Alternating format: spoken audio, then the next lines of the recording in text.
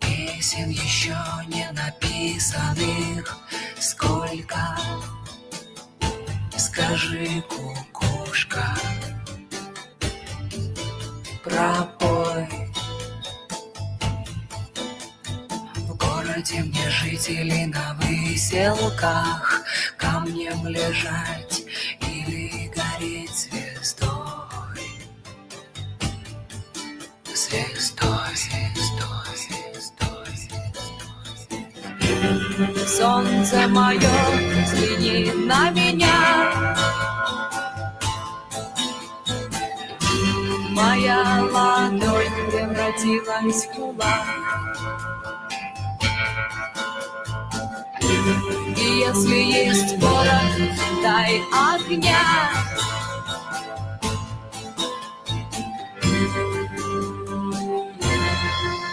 Вот так.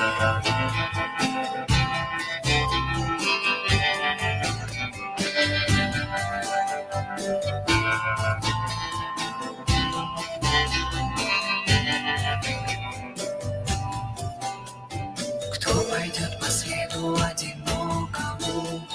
Сильные да смелые головы сложили в поле, в бою. Мало кто остался в светлой памяти, в трезвом уме да с твердой рукой в строю. В строю. Солнце мое, взгляни на меня. Моя ладонь превратилась в кулак. И если есть порох, дай огня.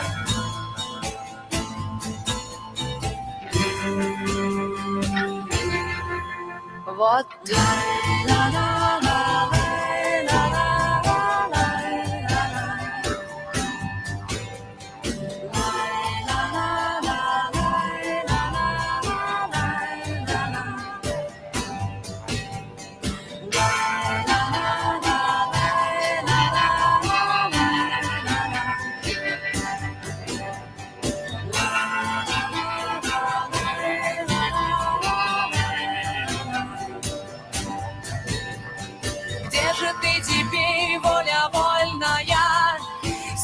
Ты сейчас ласковый рассвет встречаешь.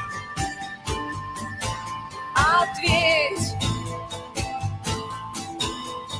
хорошо с тобой, да плохо без тебя. Голову и плечи терпеливые подплеть, подплеть. Солнце мое, взгляни на меня. Моя ладонь превратилась в кулак. И если есть порох, дай огня.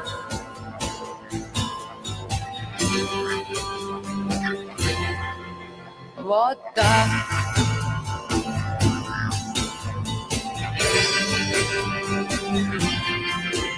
Вот так.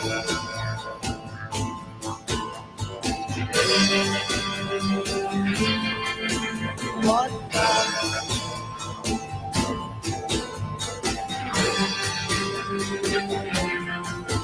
Вот так.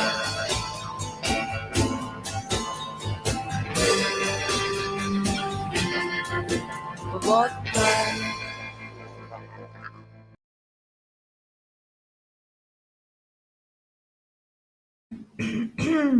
All right. Hi, y'all. Did you like the pretty song? I didn't know the video would be so propagandistic.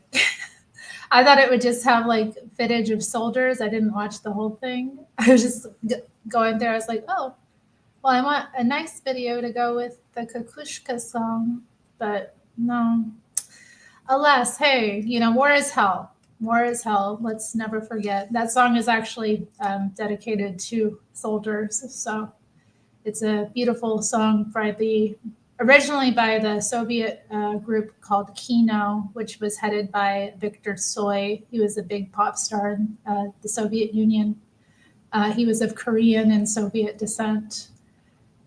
And Zemfira, who is one of my beloved pop stars. So, yeah, thank you. I look nice. I did look nice today. I got a lot of compliments on what I did. Oh yeah, I love the Cranberries, obviously. Grew up listening to them. And we listen into the Cranberries to this day. Irish household, Well, anyway, we're starting a new book tonight. I've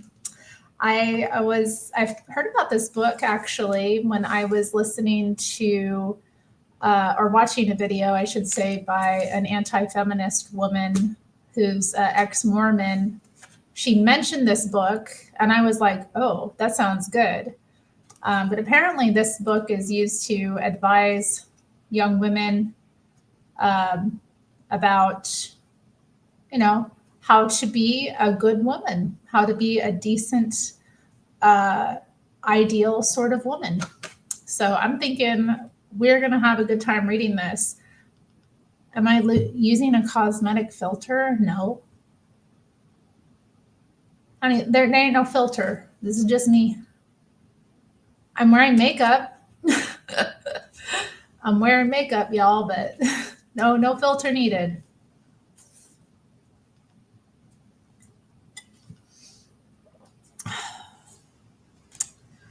Let's see. Quite the hat. You like the hat? Thank you. I brought it out today. Yeah. Thank you, Irisher Pub. Irisher Pub knows. I'm just hot. What can you say? Oh, you asked if I was a Rusky. No, I'm an American. I don't have any Russian ancestry, actually. I'm a bit of a Russophile, I suppose. I grew up in Alaska, so I've always had a bit of a interest in their culture. Hello, Logical Spark. Hello, Zenny. Yeah, the hat will make you look Russian, I suppose. I had somebody calling me Frenchie. I popped onto the Zealots Den today, and I think Jess was in the comments calling me Frenchie. So who knows? But hey, I'm all American. I'm an American girl, y'all. 100%. Oh la la, wee wee. Okay. Well, shall I dig in? We've got some viewers, 9 viewers. Y'all excited about this book? I'm excited. All right. Let me see. There's not really a description of the book on the back. Sacre bleu. No, I'm not taking the hat off. I like the way I look. I look cute. It's not too much. Come on. Come on. How was church? I had a nice time at church. I even got to, get into a little political argument with one of the libs in my congregation. I was sitting talking with a lady. He came over, started talking to her too. And he was talking to her about politics. And she was like, he wanted to complain about Trump's deportations. And she's like, this is funny. From what I gathered from the conversation, she's an anchor baby. And she was like, I don't have a problem with Trump deporting people that are here illegally. And then he started complaining about Trump. What did he say? He complained about Trump pardoning the January 6th. Well, I saw them as political prisoners. And he was like, what about him pardoning all those? I don't remember what he said, like 1,600 people. Were there really 1,600 people incarcerated for that BS? And I was like, you mean all the people that were incarcerated unjustly for 4 years? Yeah, he got up after that. And y'all think women shouldn't vote when we got guys like that out here voting for decades.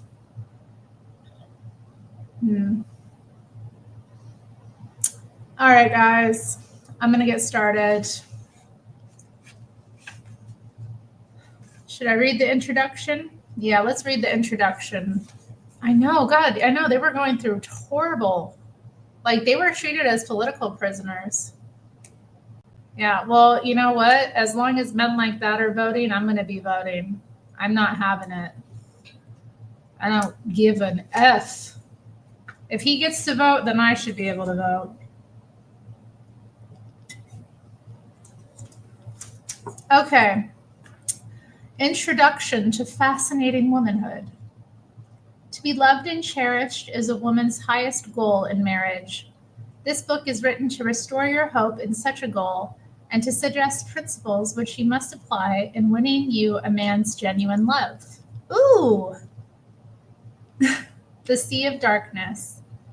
Never before in history has there been a generation of women so disillusioned, disappointed, and unhappy in marriage as in our times. Many feel that married life does not offer what they had hoped and dreamed it would. Some are resigned to this condition, but others still hope and search for the answers.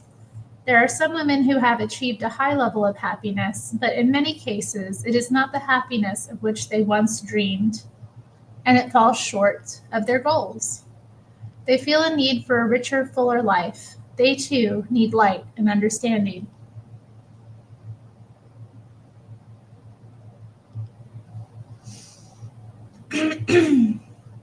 The greater darkness. In this vast sea of matrimonial darkness, there are other women who are in greater darkness, for they think they are happy when they are not. They live by the side of happiness, but are strangers to her beauty. They are satisfied to eat the crumbs which fall from the table, for they have never tasted the banquet. They think the weeds are pretty, for they have never seen beautiful flowers. Some are content with hell, for they have never known heaven. A woman's heaven. What is happiness in marriage for a woman? Is it to have a nice home, happy and healthy children, a successful husband, time for talents, no money problems? When a husband and wife have fun together? Is it the feeling of being a successful homemaker and mother? Is it to be admired by her associates? All of these things are important and some essential, but there is one need which is fundamental, and it is for women to be loved and cherished by her man. Without this one ingredient, women are unfulfilled. She may be a successful person in many ways and happy to a degree, but inside there will be something missing. She will not know heaven. She will enjoy weeds instead of flowers. The answer. Is there a light to bring her out of darkness and guide her to this earthly heaven? There is a light, and it is based upon fundamental law. All life is governed by law. One woman succeeds in marriage because of obedience to law. Another fails because she is disobedient to it. Neither may understand the law.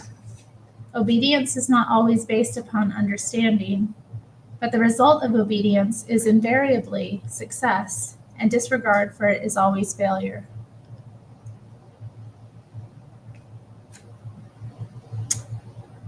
Through ignorance of the very simple operation of these plain laws, much unnecessary happiness exists. We find one woman happy, admired, and adored, another no less attractive, no less essentially admirable, and no less intrinsically lovable, neglected, unhappy, and disappointed. Why?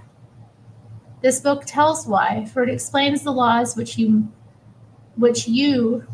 she, it says you, she, might be a typo there, must obey if she is to be admired, loved, and appreciated. Hello, Mena. Fascinating Womanhood. Fascinating Womanhood is designed to teach you how to be happy in marriage. Let me put my ticker up. There are 3 essentials in reaching your goal. 1, love. Since the cornerstone of a happy marriage is romantic love, you will learn how to awaken your husband's love. These teachings apply no matter your age or situation. Love is not limited to the young or to the beautiful, but to those who have the qualities that awaken it.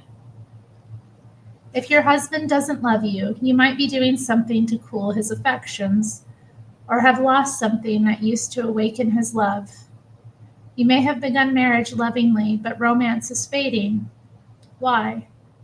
Could it be that you have changed? Take a good look. In most cases, a man stops loving a woman after marriage because she stops doing things which arouse his feelings. When you regain your harming ways, love can be rekindled. In winning your husband's love, it isn't necessary for him to know or do anything about it. This isn't to say that he doesn't make mistakes or need to improve. But when you correct your mistakes, you bring about a loving response in him. Frequently, his response is so remarkable that it exceeds your highest expectations. This is one of the powers of your feminine influence. The art of awakening a man's love is not a difficult accomplishment for women because it is based on our natural instincts. However, in our highly civilized life, many of our natural instincts have become rusty due to a lack of use or lack of understanding. You only need to awaken the traits which belong to you by nature. 2, self-dignity. Essential to your happiness in marriage is self-dignity. There are a number of typos I'm noticing in this book. We should have fun. Does your husband ever speak to you harshly, criticize you unduly, neglect you, impose on you, or in any way mistreat you? The important thing is not what he does, but how you react. Do you shrink back as if struck by a lash? Do you go into your shell? Do you pay him back with a cutting, sarcastic remark? Or do you yell and have an ugly temper? If you react in any of these ways, you can cause yourself unnecessary grief and weaken your husband's love for you. No man likes an ugly temper, nor does he respect a woman he can walk on, or one who will retreat into her shell and feel sorry for herself. He wants a woman with some spunk, some hidden fire, a woman he can't push around. Some men admire little spitfires, women who are adorably independent and saucy, whom they can't put down with even the most degrading remark. In Fascinating Womanhood, the method of handling wounded feelings is called childlike anger. I bet you do, Maina. I bet you give your husband hell. Good for you. Shout out to Maina.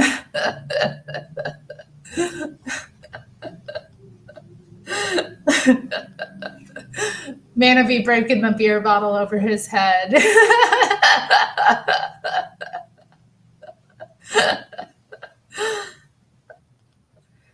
Okay, I'm sorry. The method of handling wounded feelings is called childlike anger, spunk, or sauciness. It will teach you how to handle a man's sometimes rough nature without pain, without friction. You can, in a flash, turn a crisis into a humorous situation so that your husband may have a sudden impulse to laugh. Instead of hurting your marriage, childlike anger can increase love and tenderness. 3, desires. If you are to be happy in marriage, your desires must be considered. I am referring to things you want to have, places you want to go, something you want to do, or something you want done for you. This is not to suggest selfish whims, but worthy desires. Unfortunately, you may have gone without these things for years because you do not know how to motivate your husband to do these things for you. As a consequence, his feelings for you have likely diminished. We love whom we serve. If your husband never does anything for you beyond the call of duty, he may lose his love for you. In Fascinating Womanhood, you will learn how to obtain the things you need and deserve without causing marital stir. Your husband will want to do things for you and will love you more because of it. Although these teachings focus on building a relationship with your husband, the principles apply in building a relationship with any man: father, brother, son, teacher, student, or employer. Take care, however, that you don't use them for selfish purposes to win the affections of a married man. I should hope not. Does that need to be said? Goodness. These teachings are also helpful to the single mother who is rearing a family without a father present in the home. She becomes the feminine image for her children, and it is essential to boys in developing their masculinity. Within these pages, you will learn principles to follow if you are to be happy, loved, and cherished. Your study will center around the ideal woman from a man's point of view, the kind of woman who awakens a man's deepest feelings of love. Within your reach is the possibility of a happy marriage. You can bring it about independent of any effort on the part of your basically honorable husband, so you hold the keys to your own happiness. In accomplishing this, you lose none of your dignity, influence, or freedom, but gain them. It is only then that you can play your vital part in this world. The role of a woman, when lived correctly, is fulfilling, fascinating, and full of intrigue. There never need be a dull moment. The practice of this art of womanhood is an enjoyable one, filled with rich rewards, numerous surprises, and vast happiness. Many years of experience teaching thousands of women have proven this to be true. What this book can do for you. It will teach you, 1, the ideal woman from a man's point of view. 2, what men find fascinating in women. 3, how to awaken a man's deepest feelings of love and tenderness. 3, how to understand men, their needs, temperament, and characteristics. 5, how to treat a man when he is depressed in order to build his confidence and respect in himself. 6, how to cause a man to want to protect you, provide for you, and devote himself to you. 7, how to obtain those things in life which mean so much, things you are justified in having. 8, how to bring out the best in your husband without pushing or persuasion. 9, your most important feminine role and the happiness which comes with its fulfillment. 10, the masculine role and the respect due to it.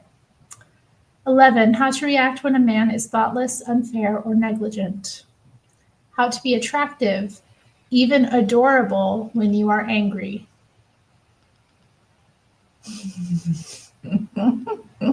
I do be pretty adorable when I'm angry.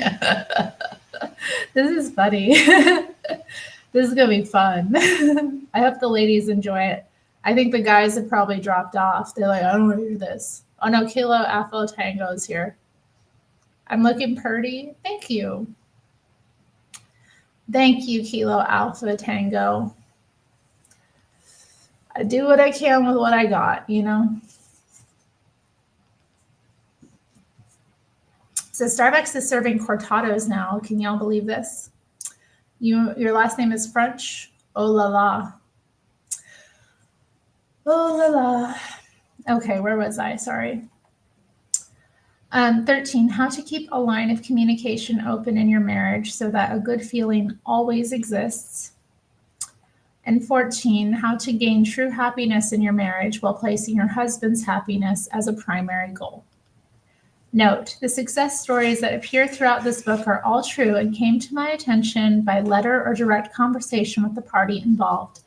Likewise, all illustrations and examples are taken from true experiences, except for those from classic literature. Okay, let's continue.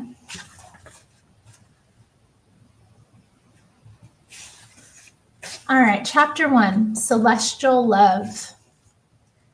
In the city of Agra in northern India stands the Taj Mahal. Although it was built in the 17th century, it is still one of the most beautiful buildings in the world and the most costly tomb in existence. It was built by the Indian ruler Shah Jahan in memory of his favorite wife, Mumtaz-e-Mahal, which means pride of the palace. Mumtaz died at the birth of her 14th child. 14 children! She died at the 14th. What happened? 14, like, get off of her. Lord, okay, sorry, I'm getting distracted. The Shah had other wives, but bestowed such honor to only one, Mumtaz. Where is our Taj Mahal? Have we earned such love and devotion from our man? What is celestial love? It is the holy love the Shah had for his wife. Celestial refers to love in its highest form. It lifts it out of the mediocre and places it in the heavens where love belongs. It is flowers rather than weeds, the banquet rather than the crumbs. Do you think this type of love exists when a man tells his wife frequently that he loves her, remembers her birthday, takes her out to dinner often, and is generous and kind? Not necessarily. These attentions are admirable, but they are not the attributes of real love. A dutiful husband may do or say these things without any actual feelings towards his wife. Celestial love is more intense, more spontaneous, and dynamic than the passive actions just mentioned. When a man loves with all his heart, there is a stirring within his soul. At times it is a feeling approaching worship for the woman. At other times he is fascinated, enchanted, and amused. It has been described by some men as a feeling almost like pain. Oh, Lord.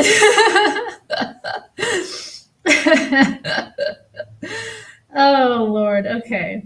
It can cause a man to feel like biting his teeth together. Along with all of these thrilling and consuming sensations, there is a tenderness, an overwhelming desire to protect and shelter his woman from all harm, danger, and difficulty of life. These feelings cause him to pour out his romantic love in words to her or to someone he trusts. John Alden and Priscilla. An illustration of celestial love is expressed in Longfellow's account of John Alden and Priscilla, in which John said tenderly of Priscilla, "There is no land so sacred, no air so pure and wholesome as is the air she breathes, and the soil that is pressed by her footsteps. Here for her sake will I stay, and like an invisible presence hover around her forever, protecting, supporting her weakness." What up, though, Seesaw? We just got started.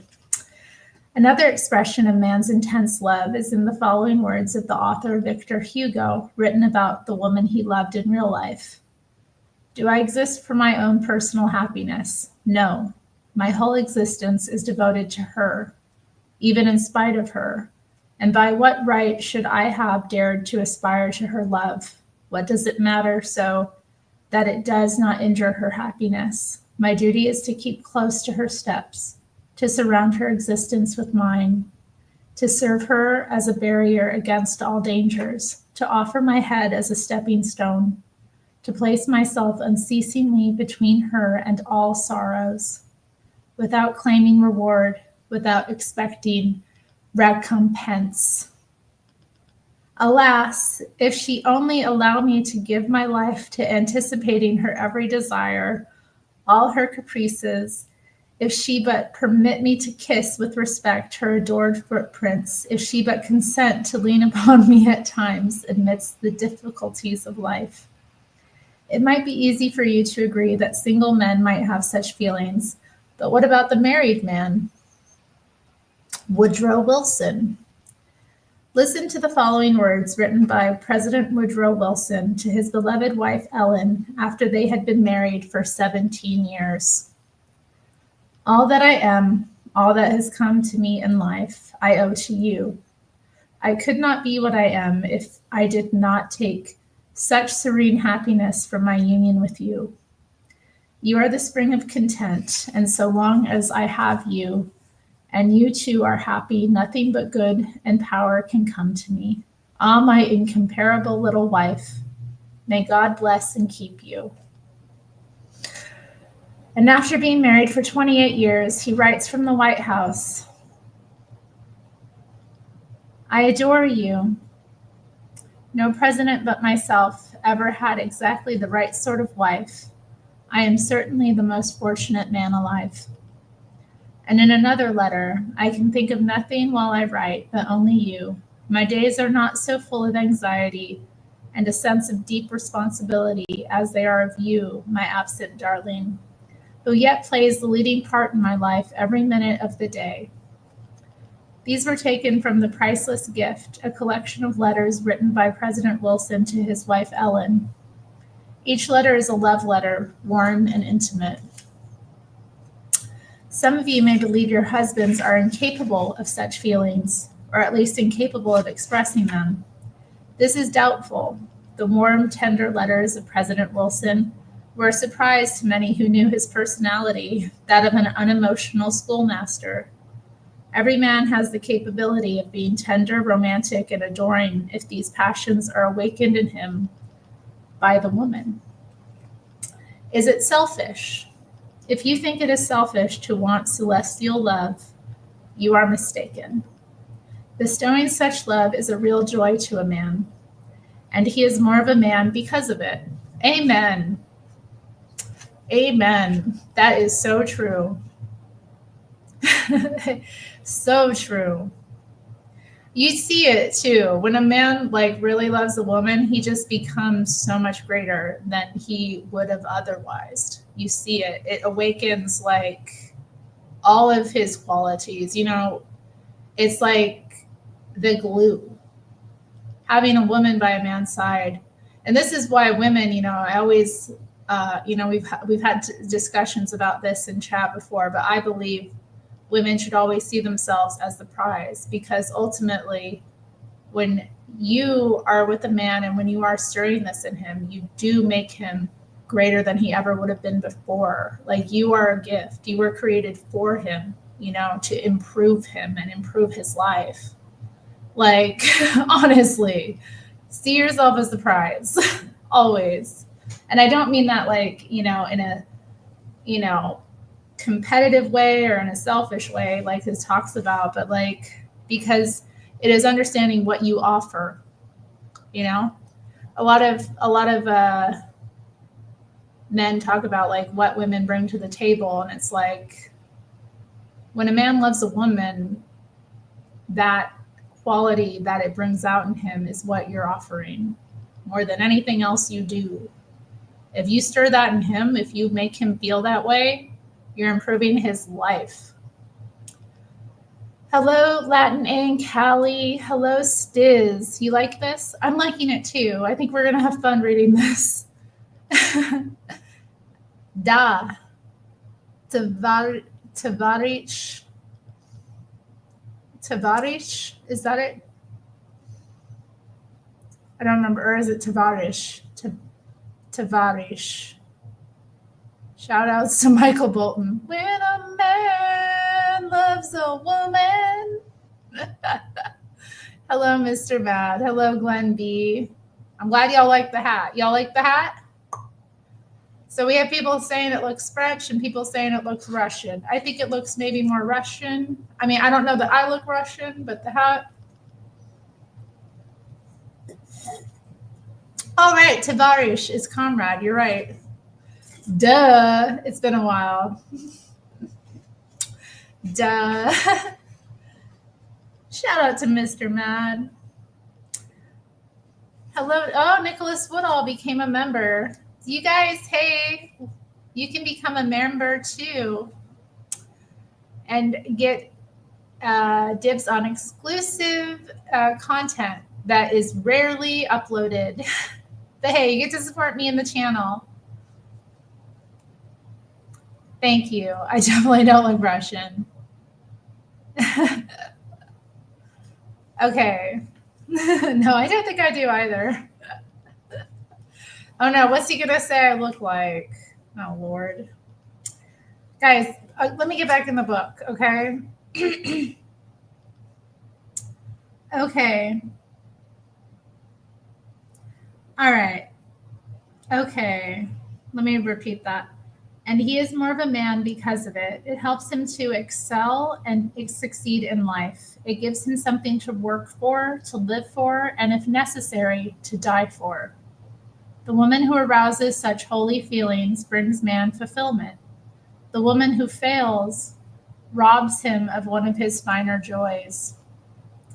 And isn't celestial love what every woman has longed for since the world began?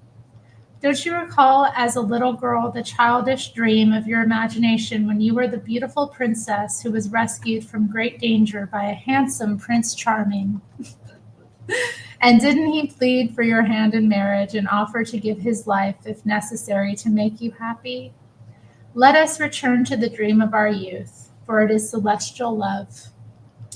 What are the qualities that inspire celestial love in a man's heart?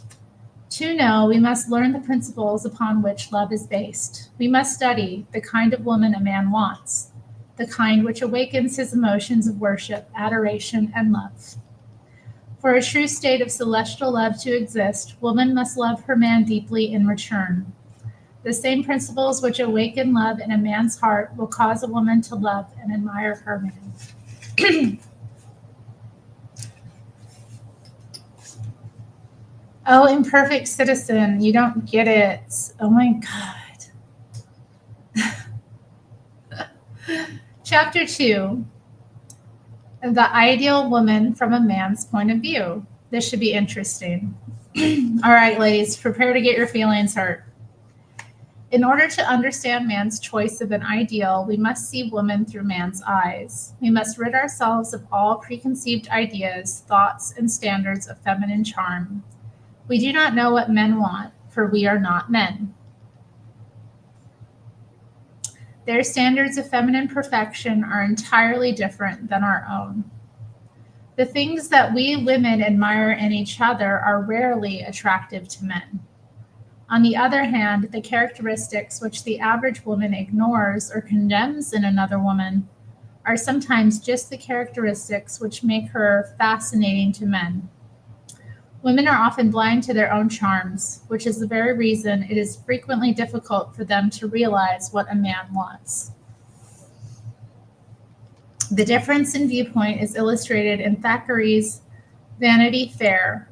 For example, Amelia, one of the leading characters, was not admired by the woman of her acquaintance. She is facade and insipid, remarks one lady, and another asks, what could George find in that creature?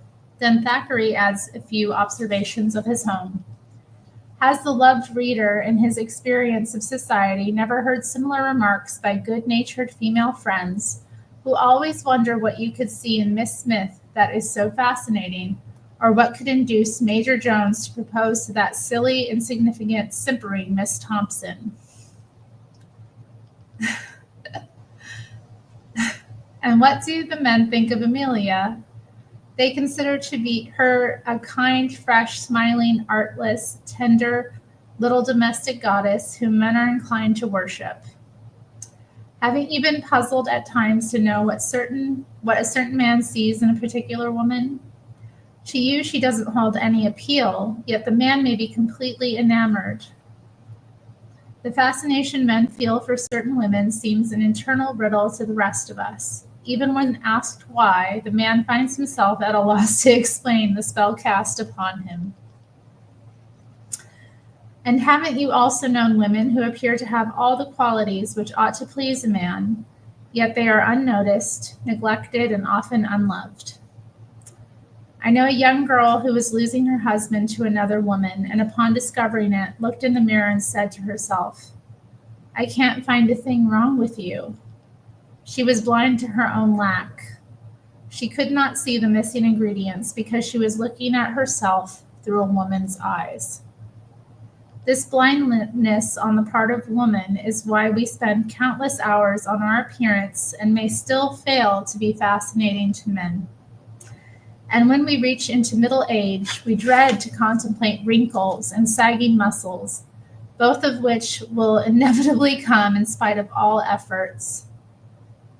We cling to the false idea that we are losing our beauty and will lose our husband's admiration along with it, if we would only realize that real feminine charm is enduring.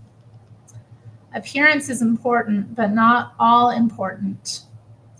A woman must have a lot more to offer a man than an attractive outer shell if she is to win his heart.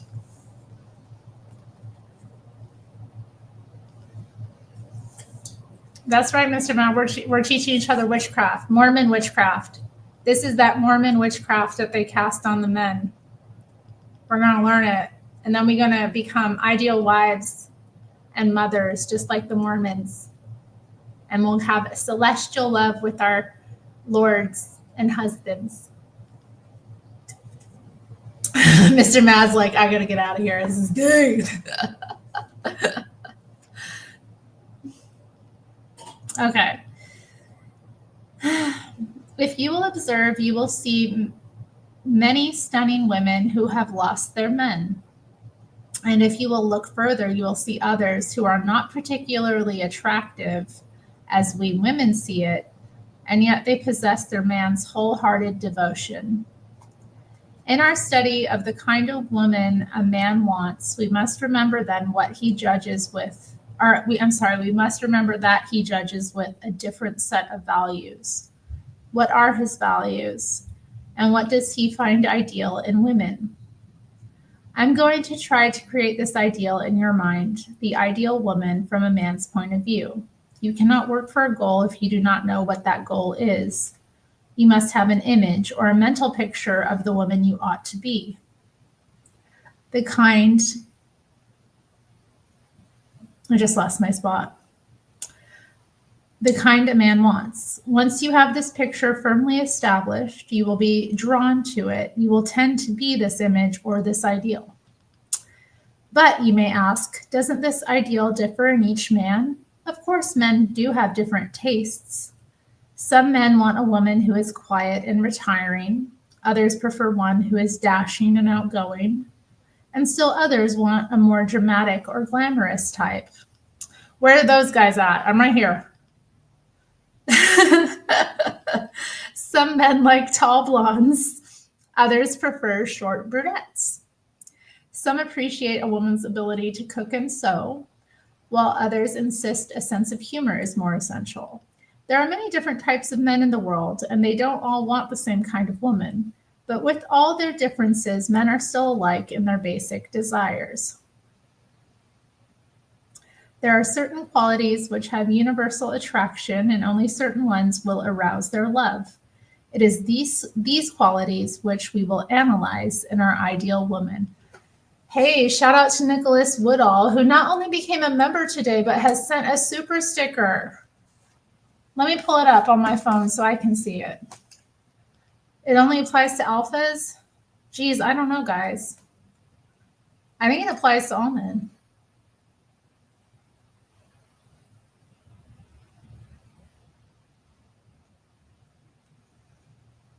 Let's see. Oh, it says cool. It's that little pair. I love those stickers. They're so cute. Thank you, Nicholas. Shout out to Nicholas. What up, though, Chris? Maiden called him Matthew. Matthew with only one T for some reason. Okay, let us move on to the next page.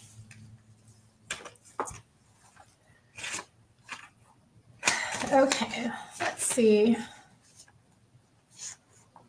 The ideal woman from a man's viewpoint is divided into two parts. The one part is her spiritual qualifications.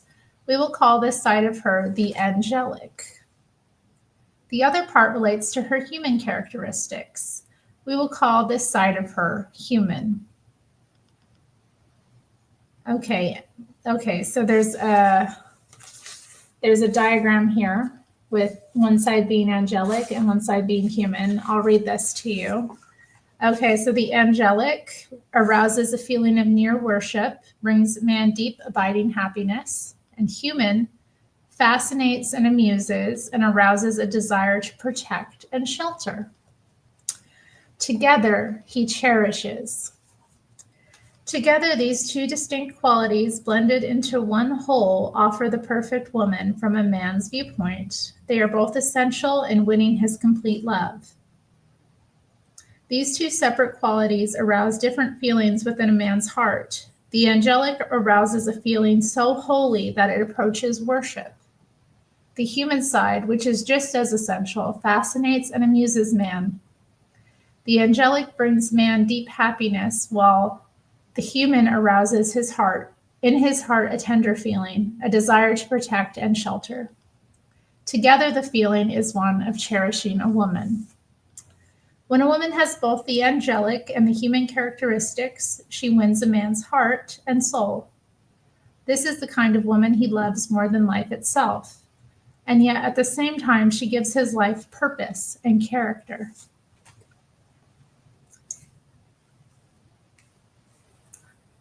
Hello, Iron Man. I'm not sure. I think he's rapping. I'm not sure. Do I look Russian? Okay, Chris votes for Russian. Okay. You're voting Russian. People are saying Russian and French. Nobody's named any other ethnicities at this point, but we'll see. It's another vote for Russian. Mr. Mad called me comrade, Tovarish. Okay, so let's see. David Copperfield. A perfect illustration of the angelic and the human in woman is in the story of David Copperfield by Charles Dickens. Our ideal, however, is not represented by one woman, but by two, Agnes and Dora. Agnes represents the angelic side of our ideal, which is the side which inspires worship. David Copperfield knew Agnes from childhood, and he worshipped her from the time he first beheld her. The following description of their first meeting describes his reverent feeling. Mr. Wickfield, Agnes's father, tapped at a door in the corner of the paneled wall, and a girl of about my age came quickly out and kissed him. On her face, I saw immediately the placid and sweet expression of the lady whose picture had looked at me downstairs, her mother. It seemed to my imagination as if the portrait had grown womanly and the original remained a child. Although her face was quite bright and happy, there was a tranquility about it and about her, a quiet, good, calm spirit that I never have forgotten, that I never shall forget. This was his little housekeeper, his daughter, Agnes, Mr. Wickfield said. When I heard how he said it and saw how he held her hand, I guessed what the one motive of his life was. She had a little basket trifle hanging at her side with keys in it, and she looked as staid and as discreet as a housekeeper as the old house could have. She listened to her father as he told her about me with a pleasant face, and when he had concluded, proposed to my aunt that we should go upstairs and see my room. We all went up together, she before us. A glorious old room it was, with more oak beams and diamond panes, and the broad balustrade going all the way up. Stisno, I've been off Twitter a long time. I haven't been on Twitter for years. I deleted my Twitter account back in like 2020, 2021 maybe. Maybe 2021, I think I deleted it. I'm not on Twitter anymore, guys. I'm free. I cannot call to mind where or when in my childhood I had seen a stained glass window in a church, nor do I recall its subject, but I know that when I saw her turn around in the grave light of the old staircase and wait for me above, I thought of that window, and I associated something of its tranquil brightness with Agnes Wickfield ever afterwards. David and Agnes became the closest of friends. She gave him comfort, understanding, true sympathy, and comradeship. As if, he writes, in love, joy, sorrow, hope, or disappointment, in all emotions, my heart turned naturally there and found its refuge and best friend. Yeah, the only like social media I'm really on that you can like follow me on is Instagram. I am on Facebook too, but I don't really use it that much. I mean, it's really more there to just to keep up with my like old friends and family, old coworkers. I mean, you can send me a friend request there if you'd like. I do have people sometimes, but like I might like repost a meme or something every like few weeks or like a selfie. It's really like not anything going on there. No exciting insights into mine. Instagram is a bit more fun. I tend to post stories, and I did post a photo on Instagram today. I took a picture of a dead hydrangea. All right, let me continue. Goodness. Agnes always had a sacred and a peaceful influence on David. At one time, under great stress and tension, he said, somehow, as I wrote to Agnes on a fine evening by my open window, and the remembrance of her clear, calm eyes and gentle face came stealing over me, it shed such a peaceful influence upon the hurry and agitation in which I had been living lately, that it soothed me into tears. But although he had known Agnes since childhood, although he had worshipped her from the time he first beheld her, and although he senses all along that she alone is equipped to give him true sympathy and comradeship, he becomes madly infatuated not with Agnes, but with Dora. Dora represents the human side of our ideal, the side that fascinates, captivates, and inspires an overwhelming tenderness in a man's heart and a desire to protect and shelter. Mina, I'm never going to read that book. Give it up. Or I'm going to put you in timeout.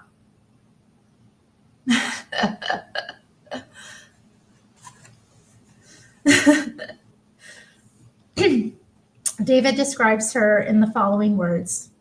She was a fairy and a sylph. She was more than human to me. I don't know what she was, anything that no one ever saw and everything that everybody ever wanted. She had the most delightful little voice, the brightest little laugh, the pleasantest and most fascinating little ways that ever led a lost youth into hopeless slavery. She was rather diminutive altogether. She was too bewildering. To see her lay the flowers against her dimpled chin was to lose all presence of mind and power of language in feeble ecstasy. Her childlike ways, her dear little whims and caprices, her girlish trust in him, her absolute dependency upon others to provide for her, make an irresistible appeal to David's gentlemanly and chivalrous heart.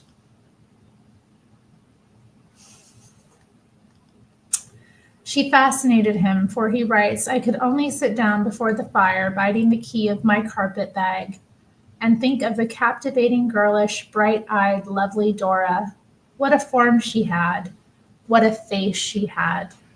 What a graceful, variable, enchanting manner.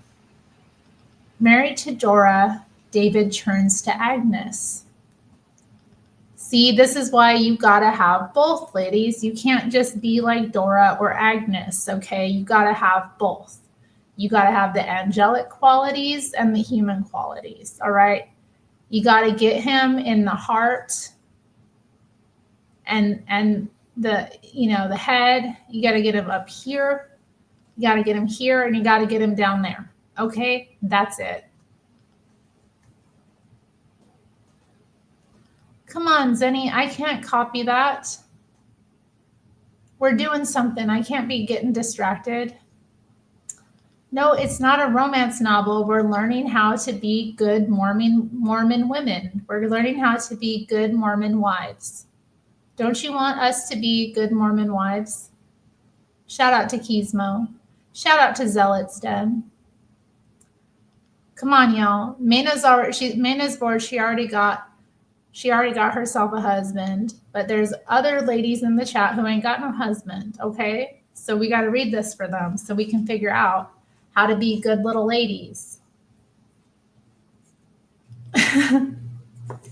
Both the heads, Iron Man, both. God, I can't imagine reading a romance novel, guys. Definitely not here. Those get dirty. Ugh. The single ladies are everywhere, Iron Man. We're in a crisis. All right, they're at home. They're tired. Where are the single mommies at? The single mommies are in the club.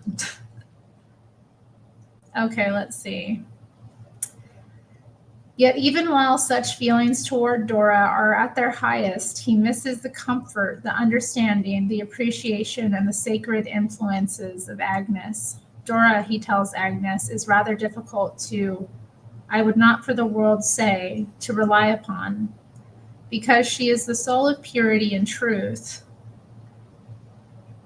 But rather difficult to, I hardly know how to express it. Whenever I have not had you, Agnes, to advise and approve in the beginning, I have seemed to go wild and to get into all sorts of difficulty.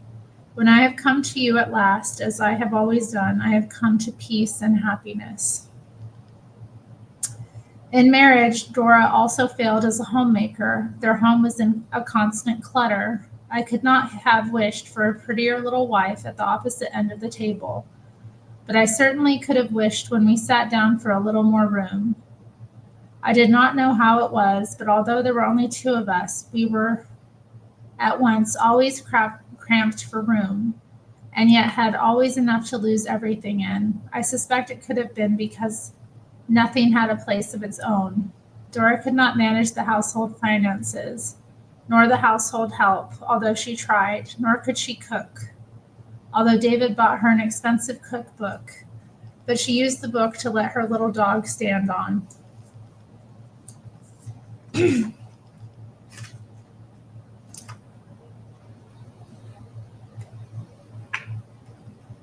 The void in his life. While married to Dora, he continued to love her.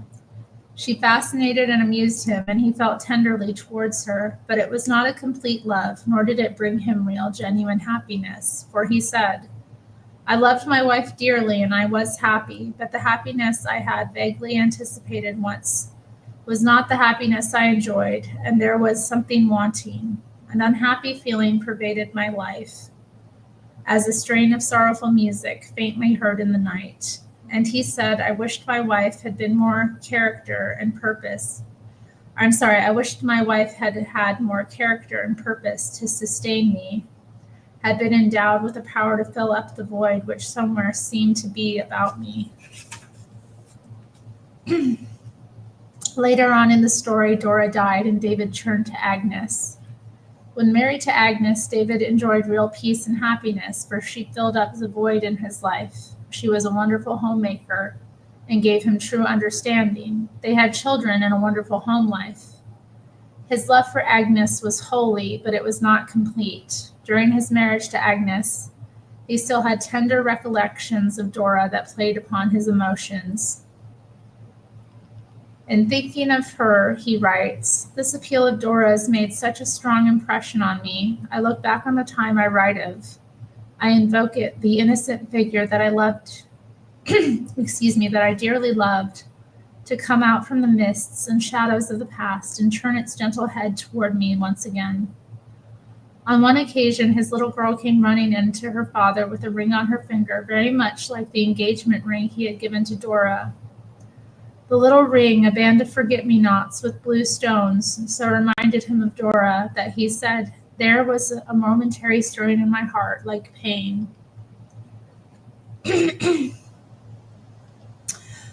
Oh, I do hope so, zealots. If I do have any, I definitely would want to read to them.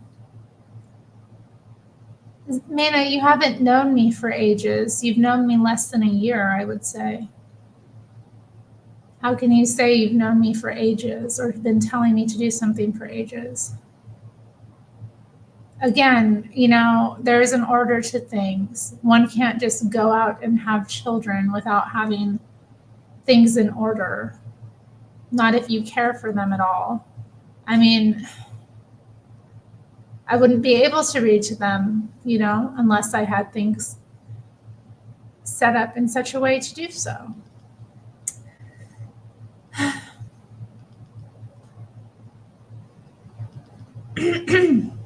Comparing the two.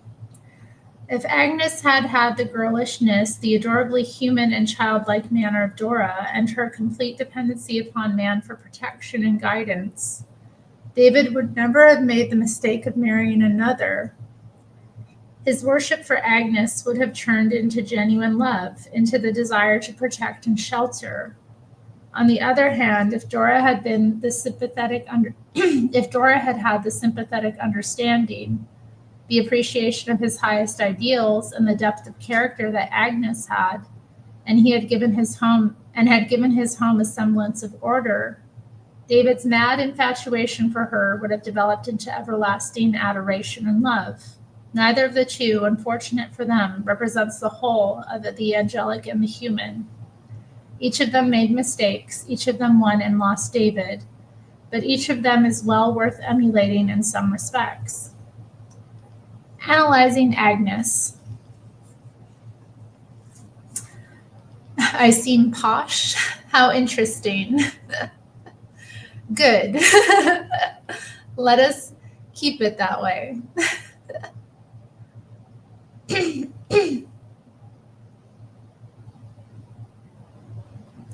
Well, that's easy for you to say, Iron Man. You're a man. You don't have to worry about these things. But as a woman, I do.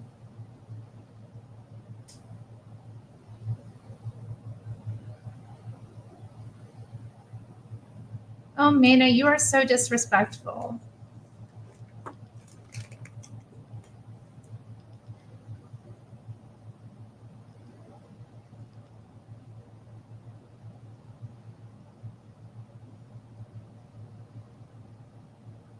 I find it really interesting. I find it so interesting.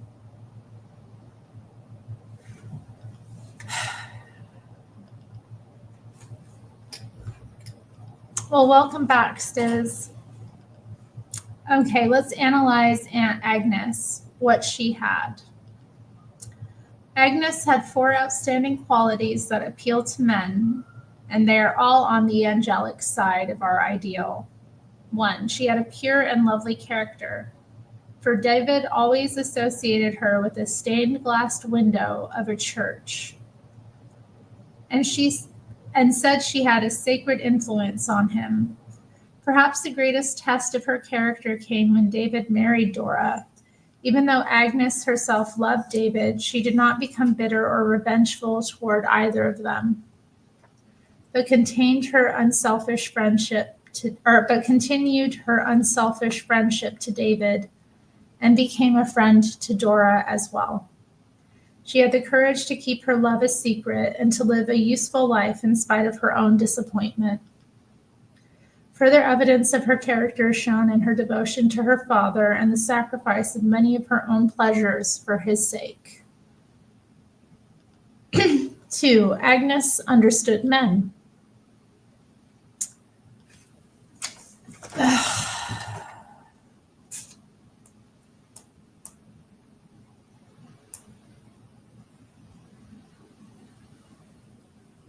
I am not in the mood.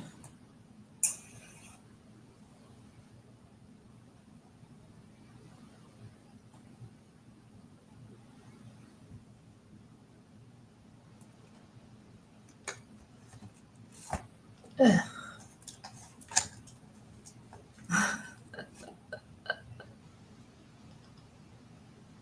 I need a moment, guys. I need to get a sparkling water. Hold up. She'll be back. She's only timed out for a minute, but I can't with that. I really can't. Ugh.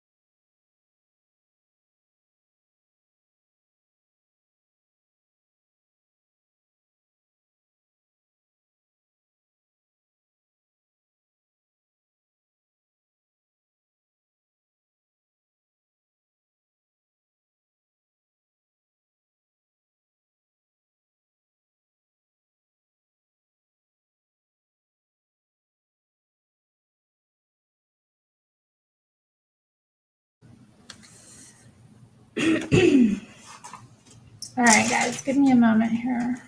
Get my little sparkling water.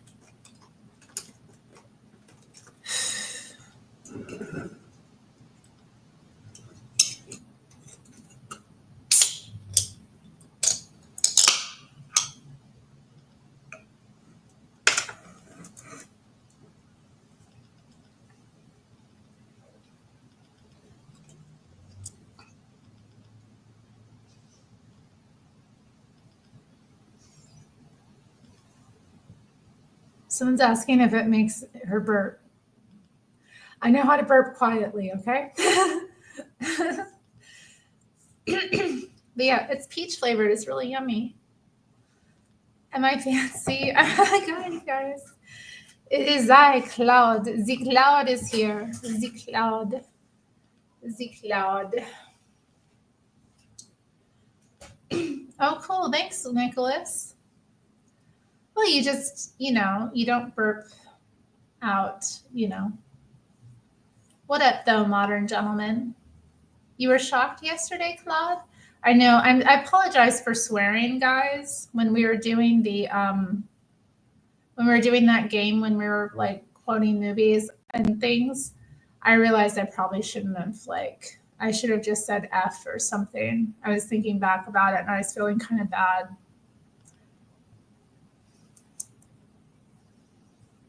So I apologize.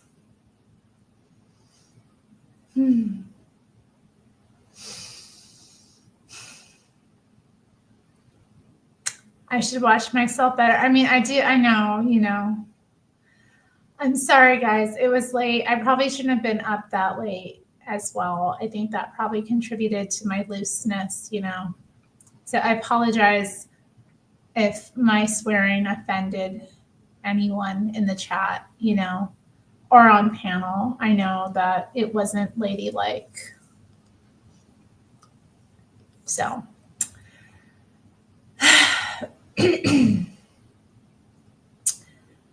So anyway, let us get back into the book. Okay, we're learning about Agnes. So it's like, oh, I gotta go see that. Last hour or so of the last panel stream, yeah. We were playing a game. And I did say some swear words, so I apologize. David's like, oh, I gotta see that. Okay. Agnes understood men. She gave David true understanding. She knew how to rejoice with him in his triumphs and to sympathize with him in his difficulties. She brought him comfort, peace, and comradeship. She was a capable housekeeper. From the time she was a child, Agnes was a discreet little housekeeper. She took care of the meals, the house, and her father with womanly efficiency.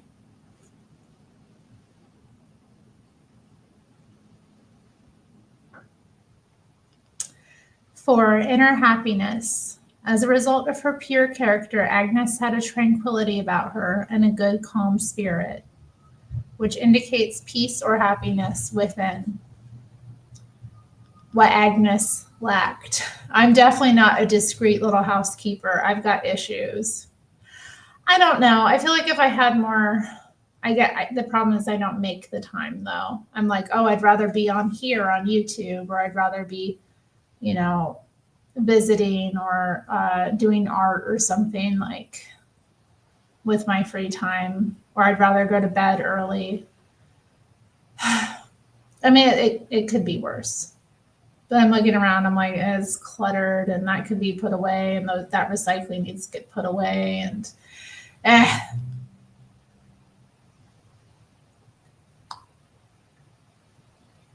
Well, Maynard, you need to behave yourself. Hello, modern gentleman. Good to see you.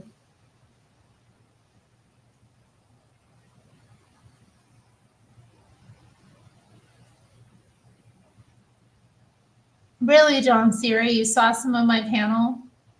You got up with knee mess? I'm not a hoarder. I'm disorganized.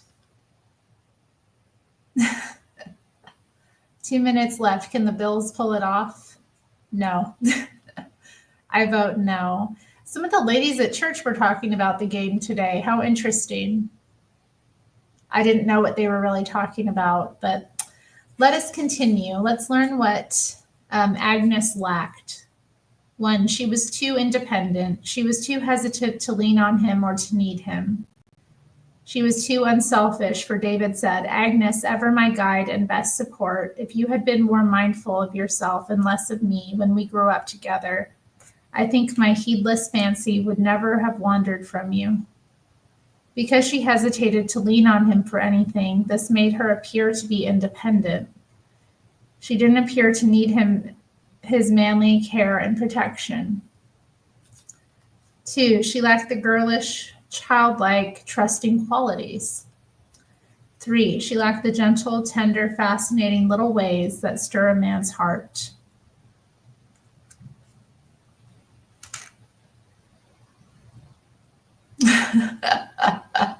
Modern gentleman. I can get rid of things. But I usually need help though. It's difficult for me to do certain things just physically, you know. I do need a man, y'all. It's no joke, but like I'm very selective. I'm like, I need a man to help me, but like, these men out here are crazy. You know, a man has to also it's not called being a hoarder. I'm talking logistically. It's physically hard. I can't do certain things.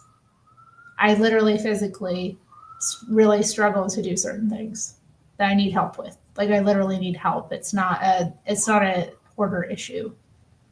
It's I need somebody to do this, you know, for me, you know, because it's physically challenging.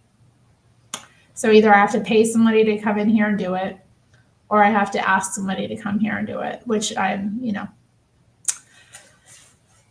Well, anyway, let us continue. We're reading here. This is supposed to be a reading stream. We're not supposed to get into analyzing me.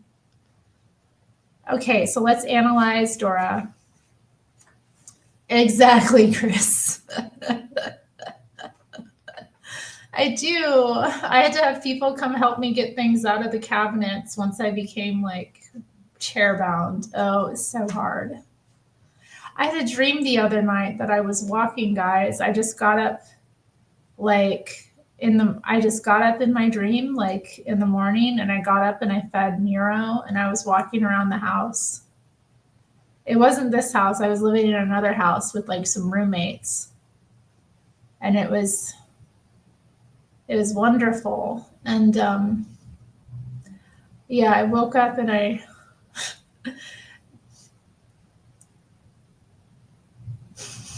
it just wasn't the same. I know, but I got to find the right guy to make sandwiches for. Like my sandwich game is on point, not going to lie. I used to work in a deli and we had some amazing sandwiches. So I learned the sandwich game a long time ago. Like my sandwich game has been on point for like 20 years. But still, where is the man to make my sandwiches for? I do not know. You like my hat, Mateus? You have to use a stick. I used a stick for a while. I was looking at my stick today. Do I fill out an application I want to apply? Maybe I should do an application, or maybe we could do a reality show. Wouldn't that be fun? Hello, Sandman. Sandman's here too. Did I miss anyone? Okay, so let's get back into the book. Analyzing Dora, what she had. She had an enchanting manner. 2, she was childlike, girlish. At times he would refer to her as his child bride.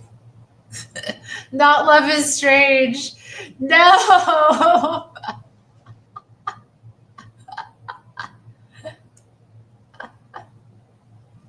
Okay, Iron Man. Well, you're definitely not in the running.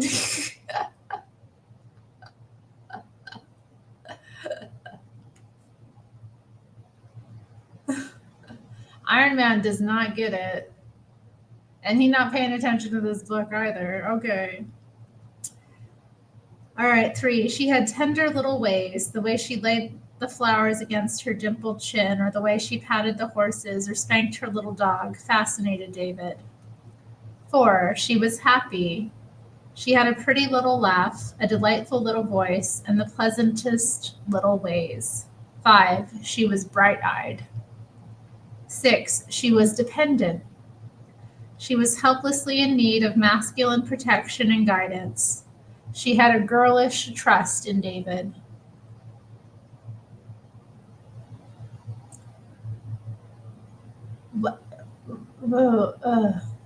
How is the man the prize? What? Yelling. Well, okay, go back and rewind and listen to earlier this.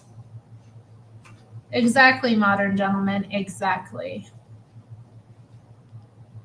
She had a girlish trust. What Dora lacked. 1. She was a poor homemaker. She could neither keep house nor cook nor manage her household expenses. 2. She lacked character. Dora was good, pure, and kind, but she was very self-centered. David said, I wished my wife had had more character and purpose to sustain me by. She was too absorbed by her own little problems, cares, and whims to make a good wife. 3. She did not understand men. This was her greatest lack. She did not know how to offer sympathy, understanding, appreciation, or intellectual comradeship. For he writes, it would have been better if my wife could have helped me more and shared my many thoughts in which I had no partner.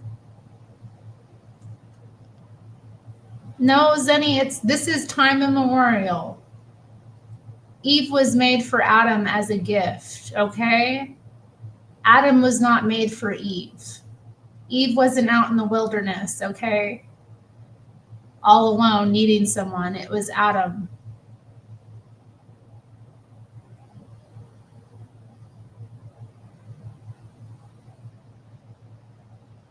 You got that from Ruth?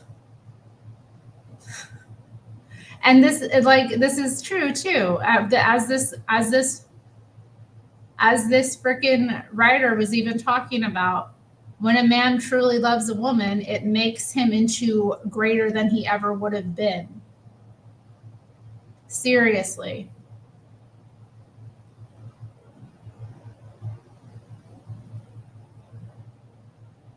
Yeah, okay, Zenny. Was in Proverbs too. A man who finds a wife finds a good thing and obtains favor from the Lord. I know, well, Ruth was in dire straits, see, Sal? Ruth was in dire straits.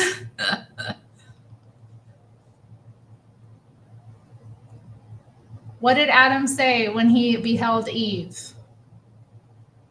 What did he say? See, this is why y'all single.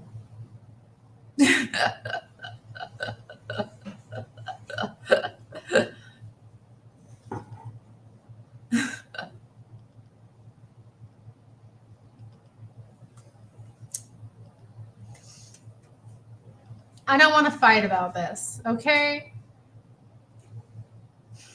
How do I put this? You should always, always, always, always, always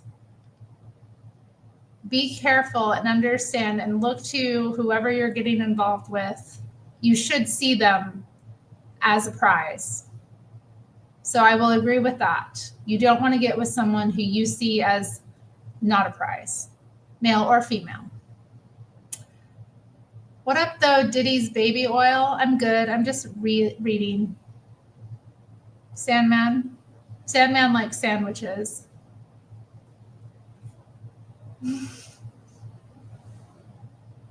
Okay, let me continue. The feeling David had for each of them. The feeling David had for Agnes was one near worship. She had a sacred influence on him. She brought him peace and happiness. and without her, he seemed to go wild and get into difficulty. Thinking about her soothed him into tears. Do black girl hand gestures? What are black girl hand gestures? Any hand gestures I do are uniquely white. Thank you. What up, though? You like that? What up, though? Diddy's baby oil? Okay, come on, guys. You're distracting me from this book. The girlies and I are trying to learn how to be fascinating women, and these men in here are just, we might have to kick it out. We might have to do a girls only.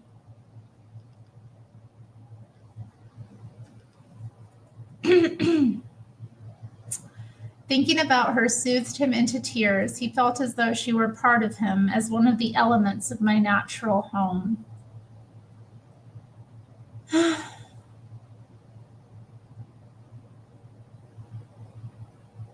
The feeling he had for Dora was different. She fascinated and amused him. She was more than human to me. She was a fairy and a sylph. I don't know what she was, anything that no one ever saw and everything that everybody ever wanted. All of her delicate and bright mannerisms aroused his irresistible longing to shelter and protect her. Thank you, Chris. Thank you, Chris. See, Chris, aw, isn't that nice? I thought little C was your girlfriend, though. What up, though, Jeff? Oh, man. I'd love to see Jeff react to this book. But I don't know if he's going to be able to stomach it. But I would like his input in it.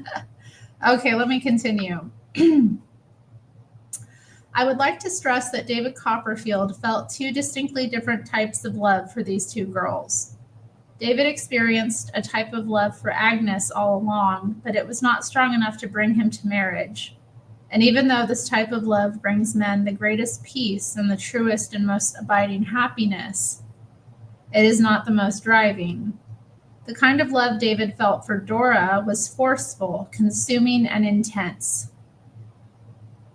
He felt like biting the key of his carpet bag when he thought of her. He was in fairyland. He was a captive and a slave.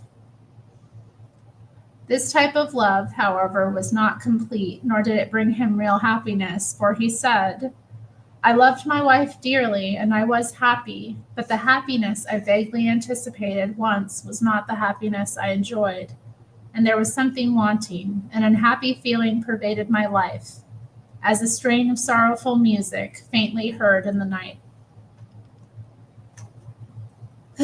While married to Agnes, he experienced peace and happiness, and he loved her dearly, but he still had tender recollections of Dora, which sent stirring feelings through his heart. David Copperfield never had the satisfaction of loving completely, for his feelings were inspired by two different women. Neither was the whole of our ideal, so neither could arouse his love in a complete sense.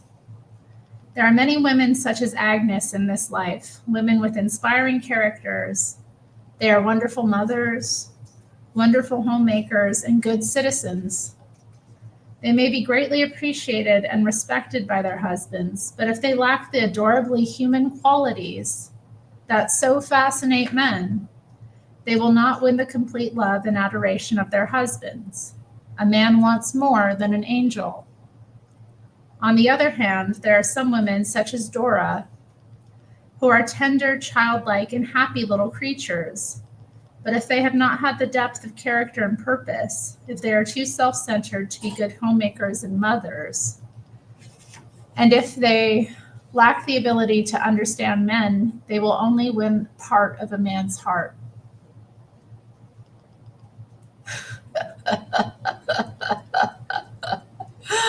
I gotta ignore the chat now. Y'all wilded out. Right, Seasal. Seasal needs to start working on her childlike, adorable qualities. And apparently I need to work on my homemaking qualities.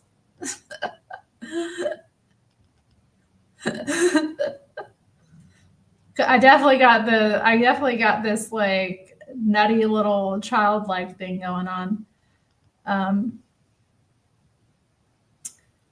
There is no reason why a woman cannot be both an Agnes and a Dora, for the angelic and the human qualities do not conflict. Both are a natural part of femininity and are essential to real feminine charm. Both the angelic and the human qualities are essential if man is to offer you his heart and soul. Therefore, your complete happiness in marriage depends upon your development of both sides of our ideal. Déruchette.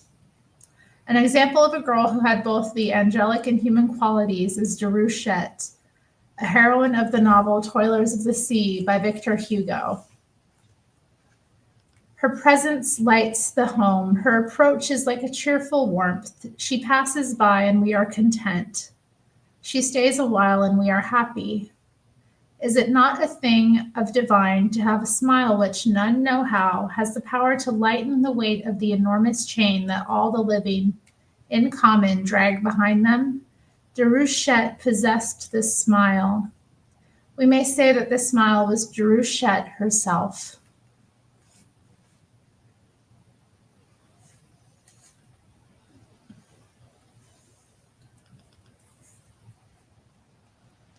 No, I learned about this book from an ex-Mormon feminist. So the woman who I heard about this book from is a feminist who's an ex-Mormon. She complained about this book, and that's why I thought it would be a good book to read. Because apparently this book is often used within Mormonism to train women in being like good wives and mothers and that kind of thing. Being feminine. So we're going to learn, guys. We're going to steal the Mormon girls' witchcraft, okay? We're going to steal the Mormon girls' tricks. Okay, let's see. Where was I? Déruchette had at times an air of bewitching languor and a certain mischief in the eye, which were altogether involuntary. Sweetness and goodness reigned throughout her person. Her occupation was only to live her daily life. Her accomplishments were the knowledge of a few songs. Her intellectual gifts were summed up in a simple innocence.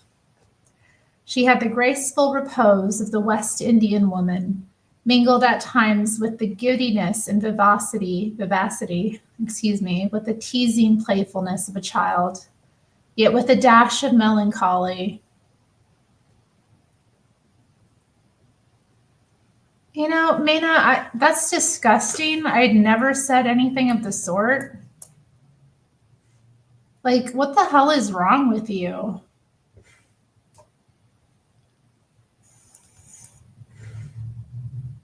Ugh.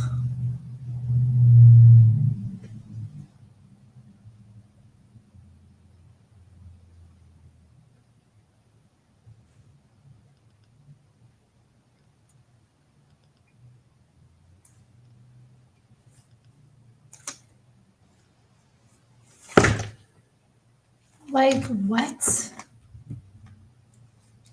I don't know. I might have to, I don't know. Like, I really can't tonight with Mena. I really can't. I can't with the weird shit. Like, you just cross certain boundaries and it's weird. And I don't even know, like, she's like, you said that. And like, I don't even know what the hell she's talking about.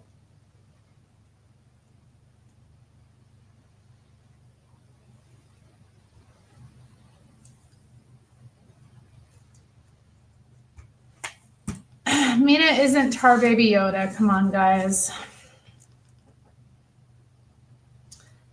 Like, I don't know. Like, I get distracted enough by a chat, but then I'm seeing stuff like that, and I'm just like, you know, what am I even doing here? Like, come on. Can I please just get through this?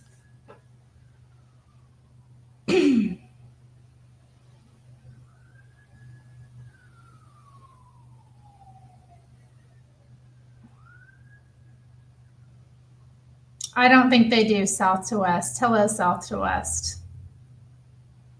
I don't think they hold the key to happiness. But I mean, they do have some things going for them. Ultimately, like, for one, happiness isn't the ultimate goal in life, it's virtue, right? Virtue is the highest ideal. Happiness is much, lower on the totem pole to that. But it's really not dependent on anything external. Your inner peace has to come from your relationship with your creator. All right, let's continue. Okay.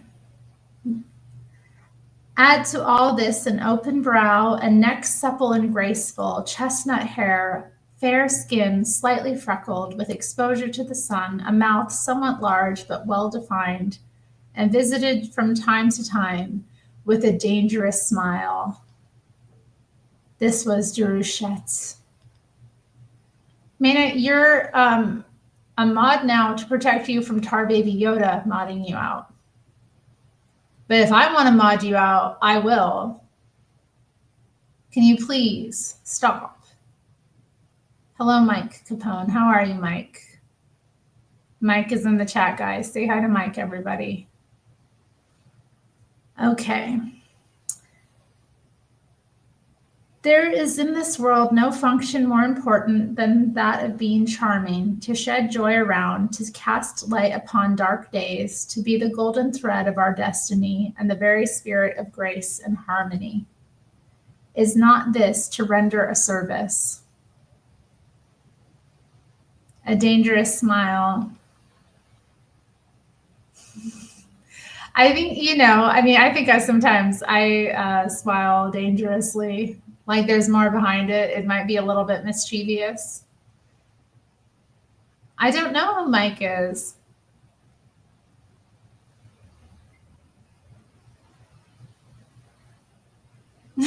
Don't be jealous, Chris. Don't be jealous.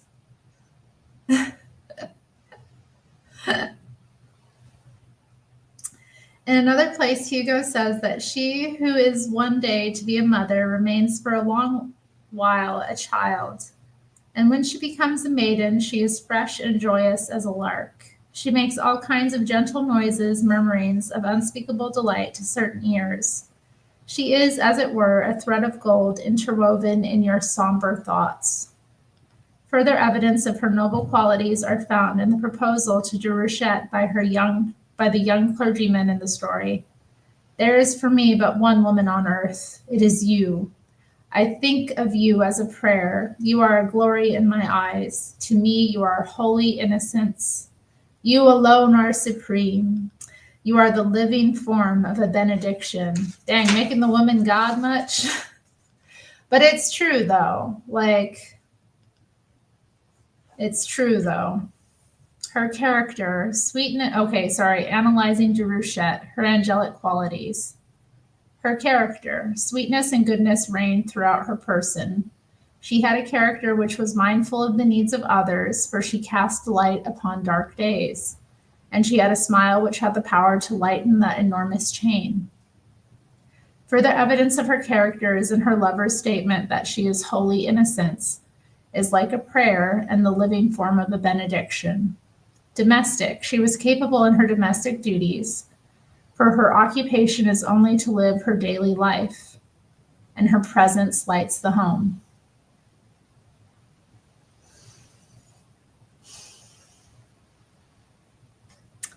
Oh, don't feel hot. Oh, no, guys, were you guys mean to Mike? Well, bye, Mike. It can get tough in here, but you know what? You have a good night, Mike. Chris drove away, Mike. I know you all weren't being mean. It's okay, guys. Mike's just a little bit sensitive, I think. Okay, inner happiness. Similar to Agnes, Jerushet possessed inner happiness, or she couldn't possibly ever have had the ability to radiate it to others. Now, that is true. You know, when you have inner happiness, you can radiate it to others. Get in the voice chat. Maybe later. Let me get through this chapter. Her human qualities. Childlikeness. Like Dora, Déruchette had childlike ways. She who is one day to be a mother remains for a long while a child. She had a childlike prattle and certain mischief in the eye, and at times the giddiness and vivacity and the teasing playfulness of a child. Changefulness. Déruchette was not at all times the same. Sometimes she was radiantly happy and full of giddiness and vivacity, and at other times she had an air of bewitching languor. Although she was sweet and good, at times she had a certain mischief in the eye. Sometimes she was full of teasing playfulness, and at other times a dash of melancholy. Man, these girls are relatable, I tell you what. I'm like, dang, I got all that.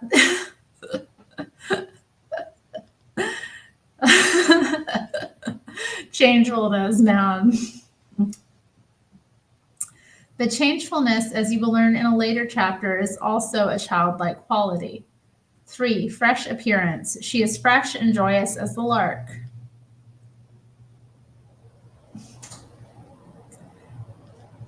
4. Gentle. Her gentle qualities are described in her voice. She makes all kinds of gentle noises, murmurings of unspeakable delight. 5. Radiates happiness.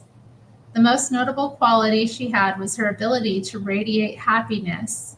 This was a part of her character, manner, and actions. A. She was fresh and joyous as the lark. B. She shed joy around. C. Cast light upon dark days. D. Her presence lights the home. E. Her approach is like a cheerful warmth. F. She passes by and we are content. G. She stays a while and we are happy. H. She has a smile which had the power to lighten the weight of that enormous chain which all the living in common drag behind them. A dangerous smile which was Déruchette herself. I. At times she had a giddiness and vivacity. Stiz says, so just be the light. You know, indeed. It has to come from within, though. Again, I love this, that she talks about, like, you know, you have to be happy within, you know, you have to be able to create that for yourself in order to radiate it and to give it to others, you know. And it is kind of making you be aware of, like, how do you go about, like, you know, it's just, it can be so simple. Some people walk around and, like, their aura, their very presence communicates so much about what's going on within them. You know, some people, when they're happy, when they're a joyful person, when they're lovely and light in spirit, you feel it. And when a person is downtrodden and heavy, you also feel that, you know, and it affects the whole environment they're in. So it is good. Yeah, be the light.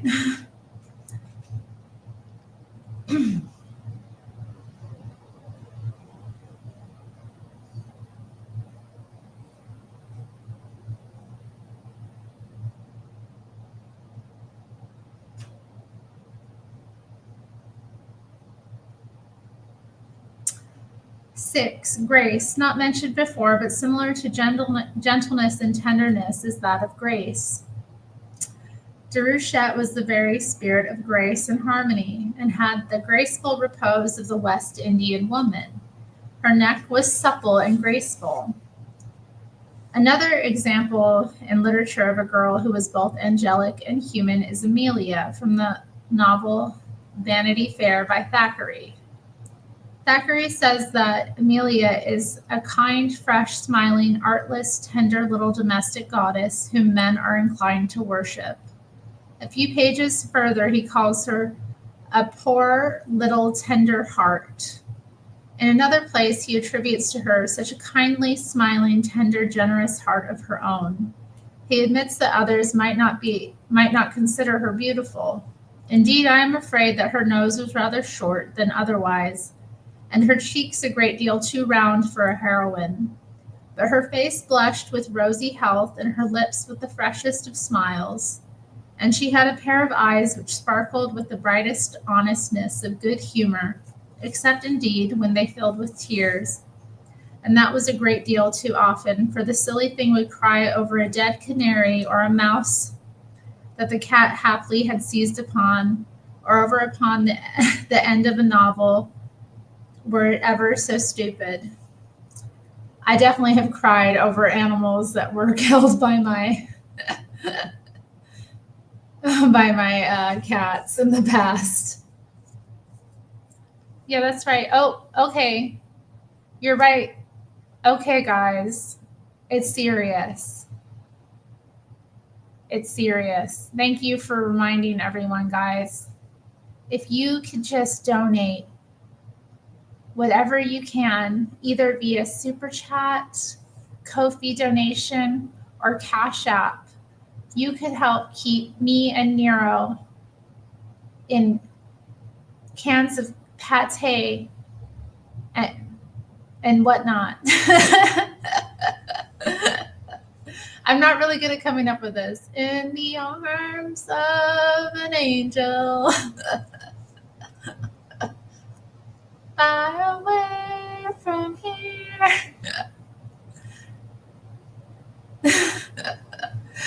But yeah, guys, if you want to donate to the channel, please do. No pressure. All the money goes back to me. And you know what? StreamYard charges me a lot. Like they upped the price. I'm paying like a lot every month for this service and it's not even that great, what they provide. Like the best part of it is that I can do these cool panels, but like, anyway. Nero doesn't have teeth because he had a gum infection years ago. So, in order to treat that, they had to remove his teeth.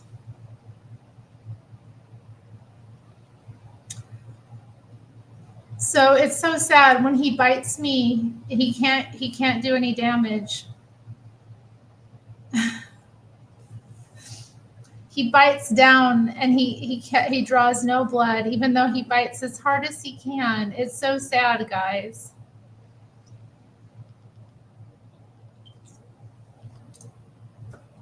Oh, whoa, I did get a donation. Shout out to Chris. He donated $5. Do you know how many cans of cat food that is, guys? That's 5 whole cans of cat food.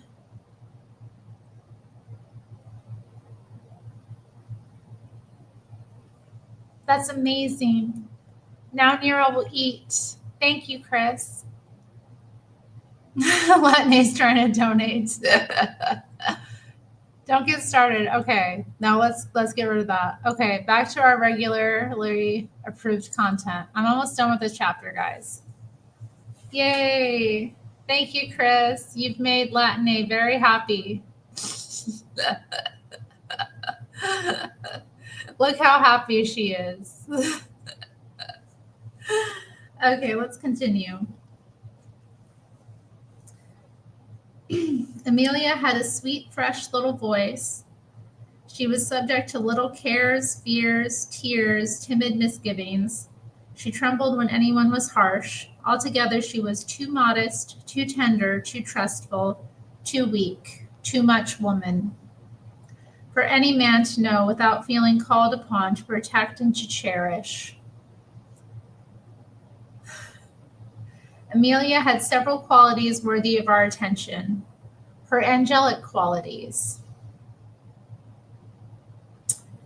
1. Her character. She had a generous heart and was kindly, and since men are inclined to worship her, she evidently had a worthy character. 2. Her domestic qualities. Thackeray calls her a little domestic goddess. Her human qualities. Her freshness. She had the freshest of smiles, and her face blushed with rosy health. She had a pair of eyes that sparkled. She had a sweet, fresh little voice. How does your voice be fresh? I wonder, like a sweet, fresh little voice. I mean, I guess it's like, baby voice. I'm telling you, ladies, baby voice is undefeated.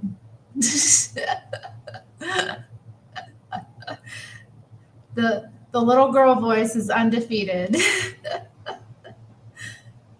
Okay, she had childlike emotions.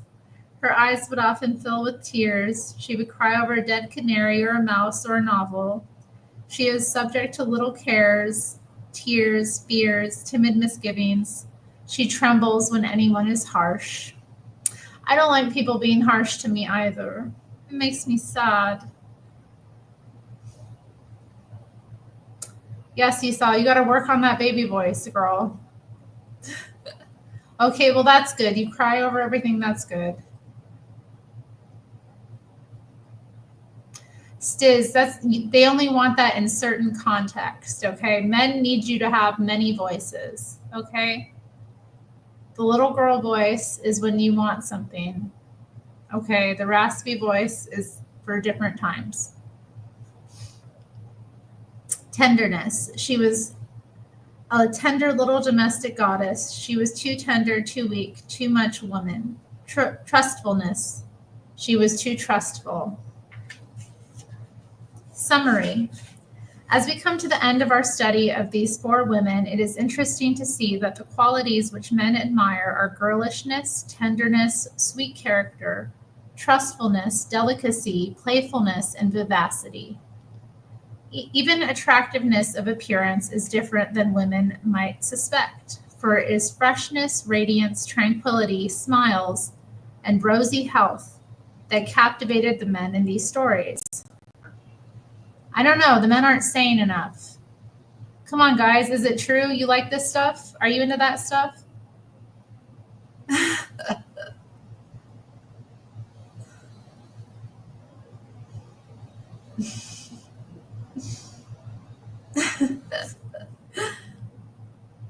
And it is interesting to note that none of these authors placed any importance upon natural beauty. Amelia and Déruchette were not beautiful girls. Amelia, for example, was chubby and stout. Those chubby, stout girls, I swear, they get married first. The ones with the little pig faces, they always end up getting married and making a bunch of little pig-faced babies. Like, straight out of high school. Am I right? Those are the ones that end up with like 6 or 7 kids. I wasn't paying attention. Read the chapter again.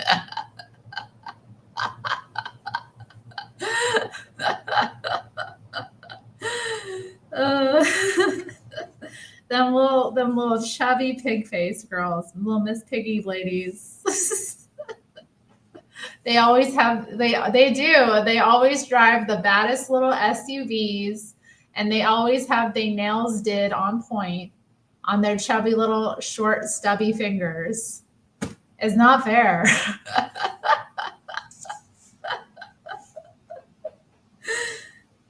They got an SUV full of little chubby pig-nosed babies. I know, they're like everywhere. That's why they're everywhere, because they get married straight out of high school and have a ton of babies. You like French manicures, though, it's done? They are kind of nice. I haven't really done any French tips. Oh, Maina, you are shipping me with a different guy every couple of days.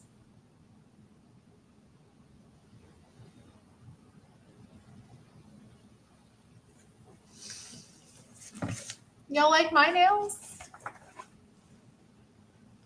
I did different colors, like you see with the thumbs too. You can't really see the thumbnails, but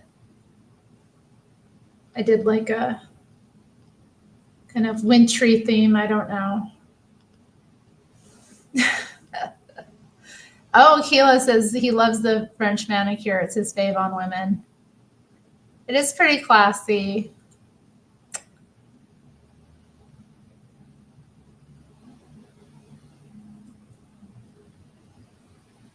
You like them? They're wintry. I mean, a lot of girls complimented them, but I haven't gotten any compliments from guys this week. They are more girly than, yeah, really appealing to man. You like my nails, but you like my eyes more. Thank you. You like my eyeliner today? I went for a long wing. I love blue too. Yeah, it's pretty. Okay, guys, I gotta get back into this book. We gotta get through this chapter. Okay. Jerushette's complexion was marred by freckles, and her mouth was too large for perfection. So far are the authors from claiming beauty for these young charmers that, aside from pointing out the defects mentioned, they make no attempts whatever to describe outward appearance. Agnes and Dora were both beautiful girls. David's attraction must have been to other qualities. Now I'm going to blend their appealing qualities into one whole, the total woman, the kind man is inclined to worship, to protect, and to cherish. You think I would make a good Elvira? Oh dear. I don't know if I would be comfortable though with the Elvira cleavage, but maybe for Halloween or something. It might be fun to do Elvira sometime. I've never done her. I've never done Morticia though either. Maybe Morticia would be more fun.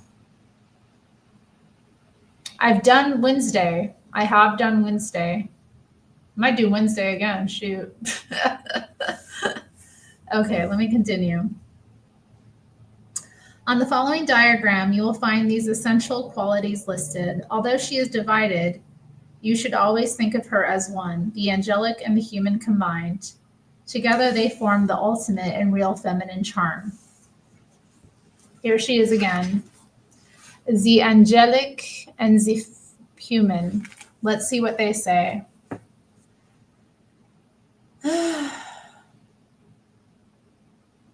Jeff likes women's feet and toes and nails to be done.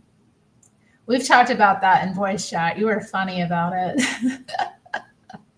All right, angelic qualities. 1, understands men. 2, has deep inner happiness. 3, has a worthy character. And 4, is a domestic goddess. Okay, so Roseanne, basically. Human qualities. 1, femininity. 2, fascinates and amuses. 3, arouses a desire to protect and shelter. 4, has a childlikeness. The ideal woman from a man's point of view. The angelic side of woman arouses in man a feeling approaching worship. These qualities bring peace and happiness to a man. The human side of woman fascinates, amuses, captivates, and enchants. It arouses a desire to protect and shelter. Together he cherishes. Both are essential to his celestial love.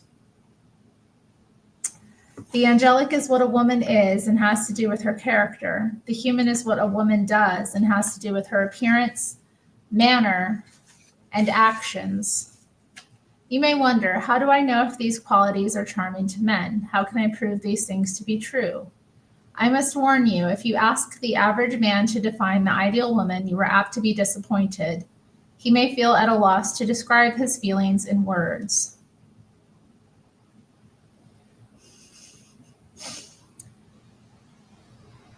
I just lost my spot. Shoot, hold on.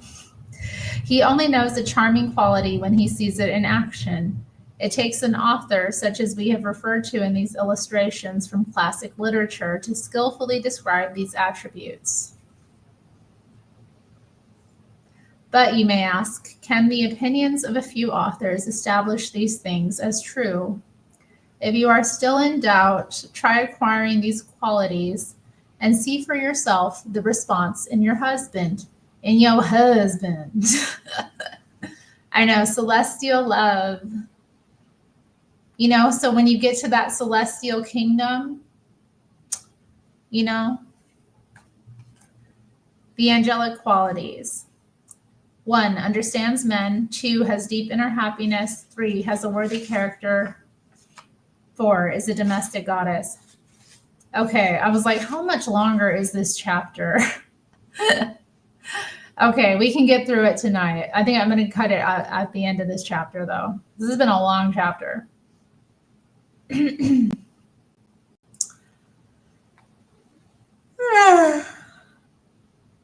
The angelic arouses in a man a feeling near worship and brings him peace and happiness. The angelic side is what a woman is and has to do with her spiritual qualities or her character. They inspire in a man a feeling of worship and bring him peace and happiness. They repeat themselves a lot. To be the ideal woman from a man's point of view, you must possess the angelic as well as the human qualities. No man completely loves a woman who is not somewhat of an angel. A woman less angelic might fascinate him or captivate him, but he will not feel for her love in all its fullness, celestial love. These 4 qualities are separate, and yet they are one, for they are all spiritual. The following chapters in part 1 are devoted to a study of these angelic qualities and how to acquire them. Understanding men. A man wants a woman who understands him, but men are not easy to understand, for they are different from women, so different in nature and temperament that it is almost as though they came from another planet. Men don't think like we do, approach a problem in the same light, nor do they have the same sense of values or the same needs as we do. Even those needs, which may be similar in man and woman, differ widely in their essential value. For example, love is essential to both. To be admired is essential to both. But to be loved is more important to a woman, and to be admired is vital to a man. Because we fail to understand these differences, we often become baffled in our relationship with man. Yeah, I've seen this many times when marriages break down between men and women. Like, the woman may love her husband very much, but because he does not feel respected and admired by her, like, he does not feel loved by her. You know, or even though he knows that she loves him, it's like meaningless to him, because at the end of the day, like, that lovey-dovey stuff it's not hitting what he needs. It's not, his basic need from you. So yeah, I definitely see that to be true, and for a woman, like, being loved is essential. And I mean, I've seen that so many times too, where women are, miserable because they love their man, their husband, more than he loves them, they're miserable for it.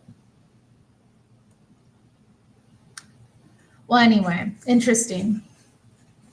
Agnes had the ability to understand men. For David said, "Whenever I have not had you, Agnes, to advise and approve in the beginning, I have seemed to go wild and to get into all sorts of difficulty. When I have come to you at last, as I have always done, I have come to peace and happiness." And in another place, as if in love, joy, sorrow, hope, or disappointment, in all emotions, my heart turned naturally there and found its refuge and best friend.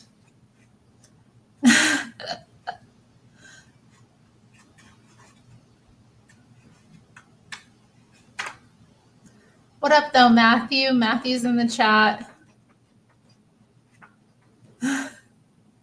Dora did not have this ability to understand men, for David writes, "I did sometimes feel for a little while that I could have wished my wife had been my counselor, had been endowed with power to fill up the void which somewhere seemed to be about me. And further on, it would have been better for me if my wife could have helped me more and shared my many thoughts in which I had no partner."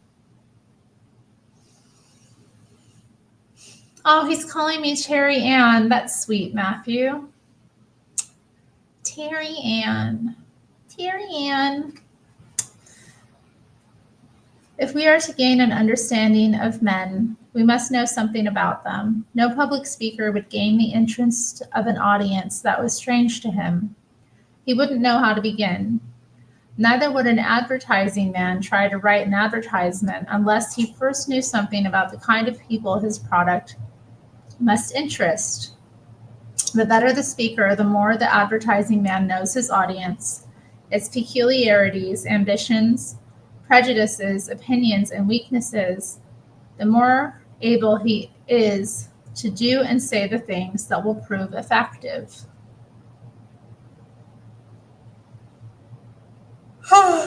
Pardon me.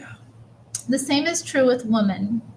The better she understands a man's characteristics, peculiarities, needs, and vulnerable points, the better she will know how to do and say the things that will please him. A study of these masculine characteristics is enlightening and will be given in the following 8 chapters. All right, that was chapter 2, and I'm going to stop there tonight. What do we think? Are we enjoying this book?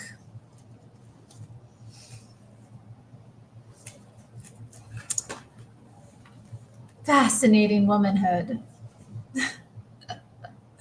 Look at that Art Deco cover.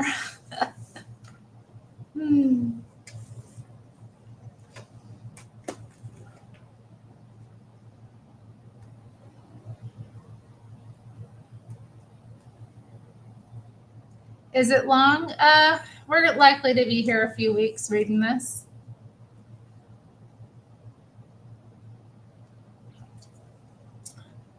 This book is gay, says Chris. Well, it's for girls. I understand that y'all want to be here and hang out, but it is a book for women.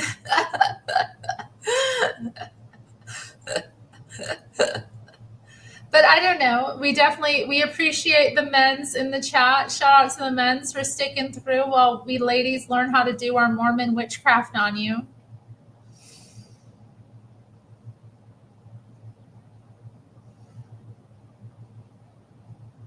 You almost timed out Zealot's Den? Why would you time out Zealot's Den? What did he say? What was he doing? Shout out to the boys. Shout out to our boys in the chat holding it down. Shout out to the men. That's right. That's right, Seesaw. Oh, for calling me Pepper Ann's sister. Terri Ann, marching in her own parade. Terri Ann, she's like 1 in a million. Terri Ann, much too cool for 7th grade. No one's cooler than Terri Ann. She's her own biggest fan, Terri Ann. Catch her if you can, Terri Ann.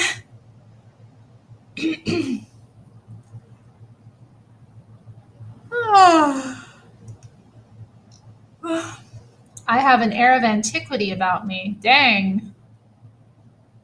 Thank you. An air of antiquity. Tell me what I want to hear, Kilo Alpha Tango. Dang. I just want to be antiquitatious, full of that antiquity, timeless. I do be kind of that way, don't I? When I'm not being silly. I'm enjoying the book. I love these kind of things. Thinking about, femininity and, the different aspects of it and, where I can improve as a woman.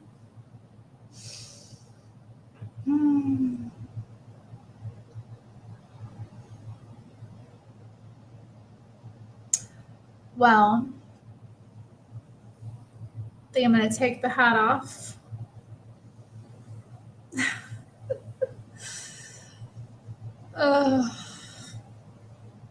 You love it, Seesaw? I'm glad. I thought you would like it. Oh, you can see my tattoo. Look at that. I'm wearing my coat still. I came in, I didn't take it off, but yeah, you can see my tats. My tats are out. Mena, well, that's okay. If you're just here for chat, guys, that's fine. You're already using the sweet angelic voice? Good. good.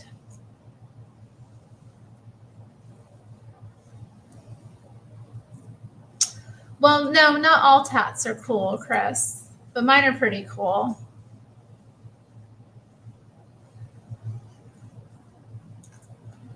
Some people have some really uncool tats, I have to say. Yeah, you do. You do, Stiz. Stiz, you're a girl, right, Stiz? Or are you a boy? Yeah. You're not a tat fan? You have a half sleeve. Okay, cool. I'm not a fan of them in guys, to be honest. I don't like men with like too many tattoos. When I see a guy approaching and he has a bunch of tattoos, I'm like, ugh. Well, Zealot's Den, I don't know about you, but I sure am not a Ferrari. Who you calling a Ferrari? I ain't never been no Ferrari. Shut up, Jeff. Shut up, Jeff.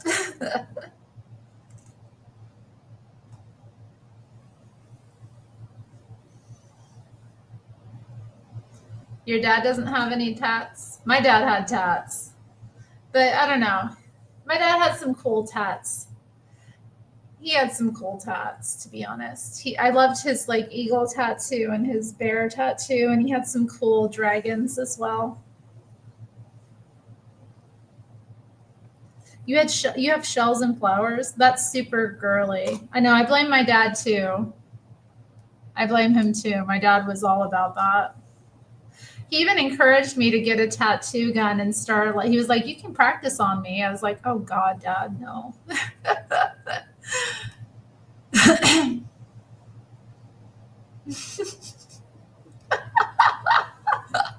Oh, look, Chris has a desire to protect me, guys. Isn't that sweet? Yeah, a lot of it has to do with it. Like, I don't know. You have some of your own tats. That's exciting.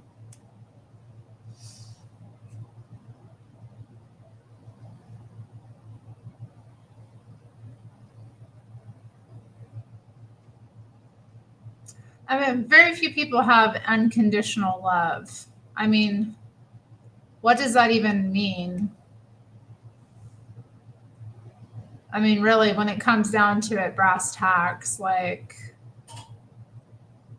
I don't know, like, because I mean, you know, there's only so much that people will do for one another. Most people are very selfish anyway and have no love at all, male or female. You have to be aware of that. It's a cruel world, you know.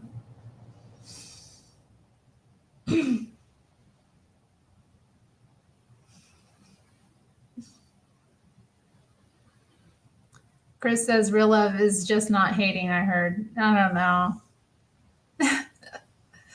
I don't know if that's it exactly. I think it's more than that. I don't hate a ton of people, but you know, I ain't got that celestial love for them. Yeah, exactly, Jeff Riggins. Like, I don't know, you can love somebody but still like got to put up boundaries with them, you know. But I think in our culture too, a lot of people think that love means having no boundaries, or they want that. They want to completely merge. That's what they think love is like completely like I mean, it's really, you know, kind of like female, to be honest. They just want to like, I don't know. I don't even know how to describe it.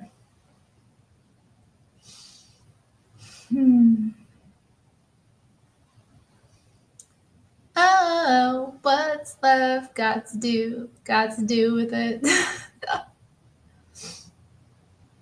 That's true, Jeff. That's true. Only when a man asserts boundaries and like keeps them can he like ever really command any respect from a woman. I totally get what you're saying. I know. I mean, because it's like,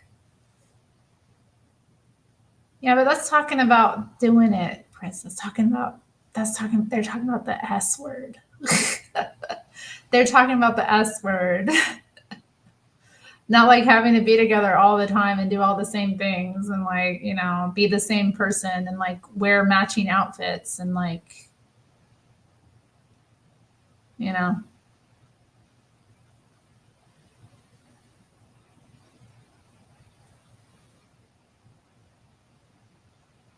Oh my God. John Siri, I can't, I don't understand you sometimes.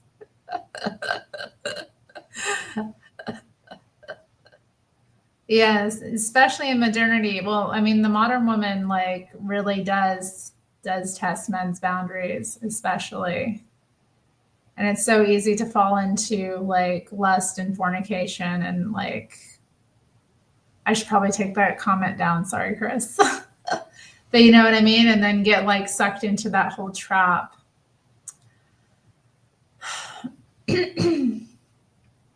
So we got a cool new book, guys. I'm excited. I'm glad about it. I'm glad I learned about it. I feel like there was something else I wanted to show you guys. I'm wondering if it's poignant to this stream. Let me check my watch later. Maybe I saved something. I'm not remembering exactly. But then, yeah, I'll get out of here.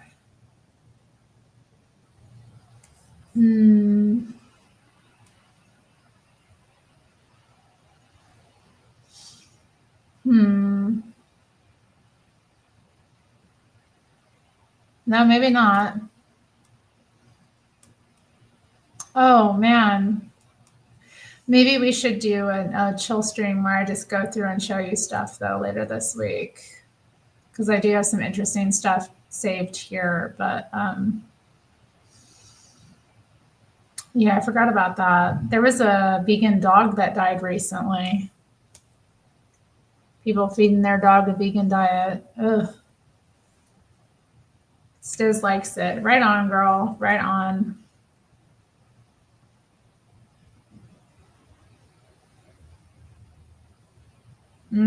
You right, Jeff. You right. Jeff tells no lies. He keeping it a buck 100. Okay, well, I guess I should get out of here. It's been fun. Thanks for joining me tonight for a new reading. We're having a good time.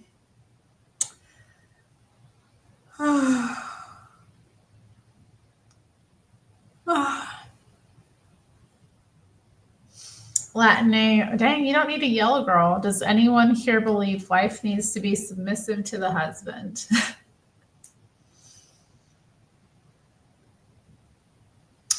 I don't know. I go back and forth about that. Like, because I remember when I first like called Joel, he asked me about that, and I was like, I think submit is a better term.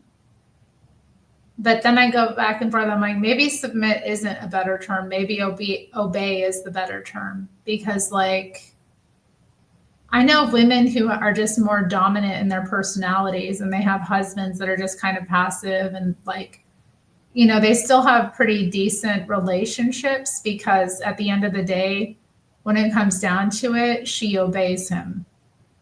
But that doesn't mean she's like submissive every day. Like she, you know, it's not, I don't know. What's the better word? What do you guys think? Is obey, what's a better term? Is submit or obey better?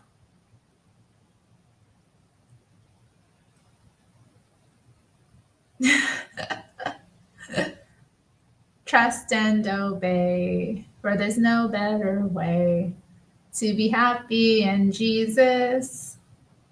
than to trust and obey. Yeah, I'm not sure. Because I'm thinking about it and I'm like, not every woman is submissive, but that doesn't mean that she can't obey her husband when it comes down to it.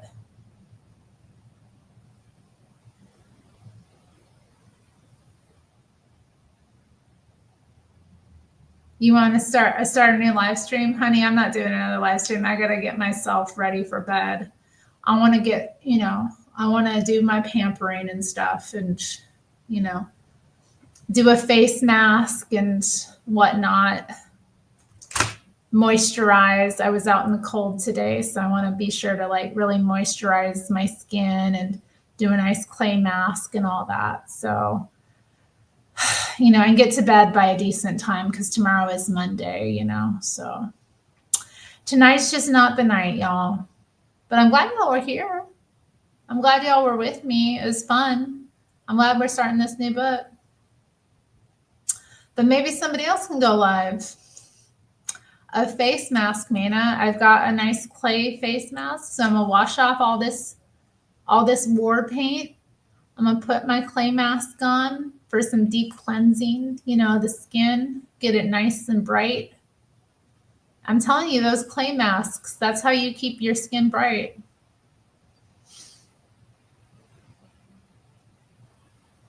Yeah, I guess the word doesn't really matter. But I don't know. Maybe I'm overthinking it. All right, Chris is going to go live, y'all. Thanks, Chris. Well, that's all, folks. See you next time on the Terri Strange channel. Shout out to, let's see, who donated tonight. We had Nicholas Woodall, who became a member, sent a $2 super chat, and also gifted a membership to somebody out there. And for Chris, who gave a $5 donation. So shout out to you guys. Much appreciated. And yeah, I'll be here soon. See ya. Oh, he was JK, guys. Come on, guys. It's Sunday night. Y'all should go to bed early. Get your beauty rest.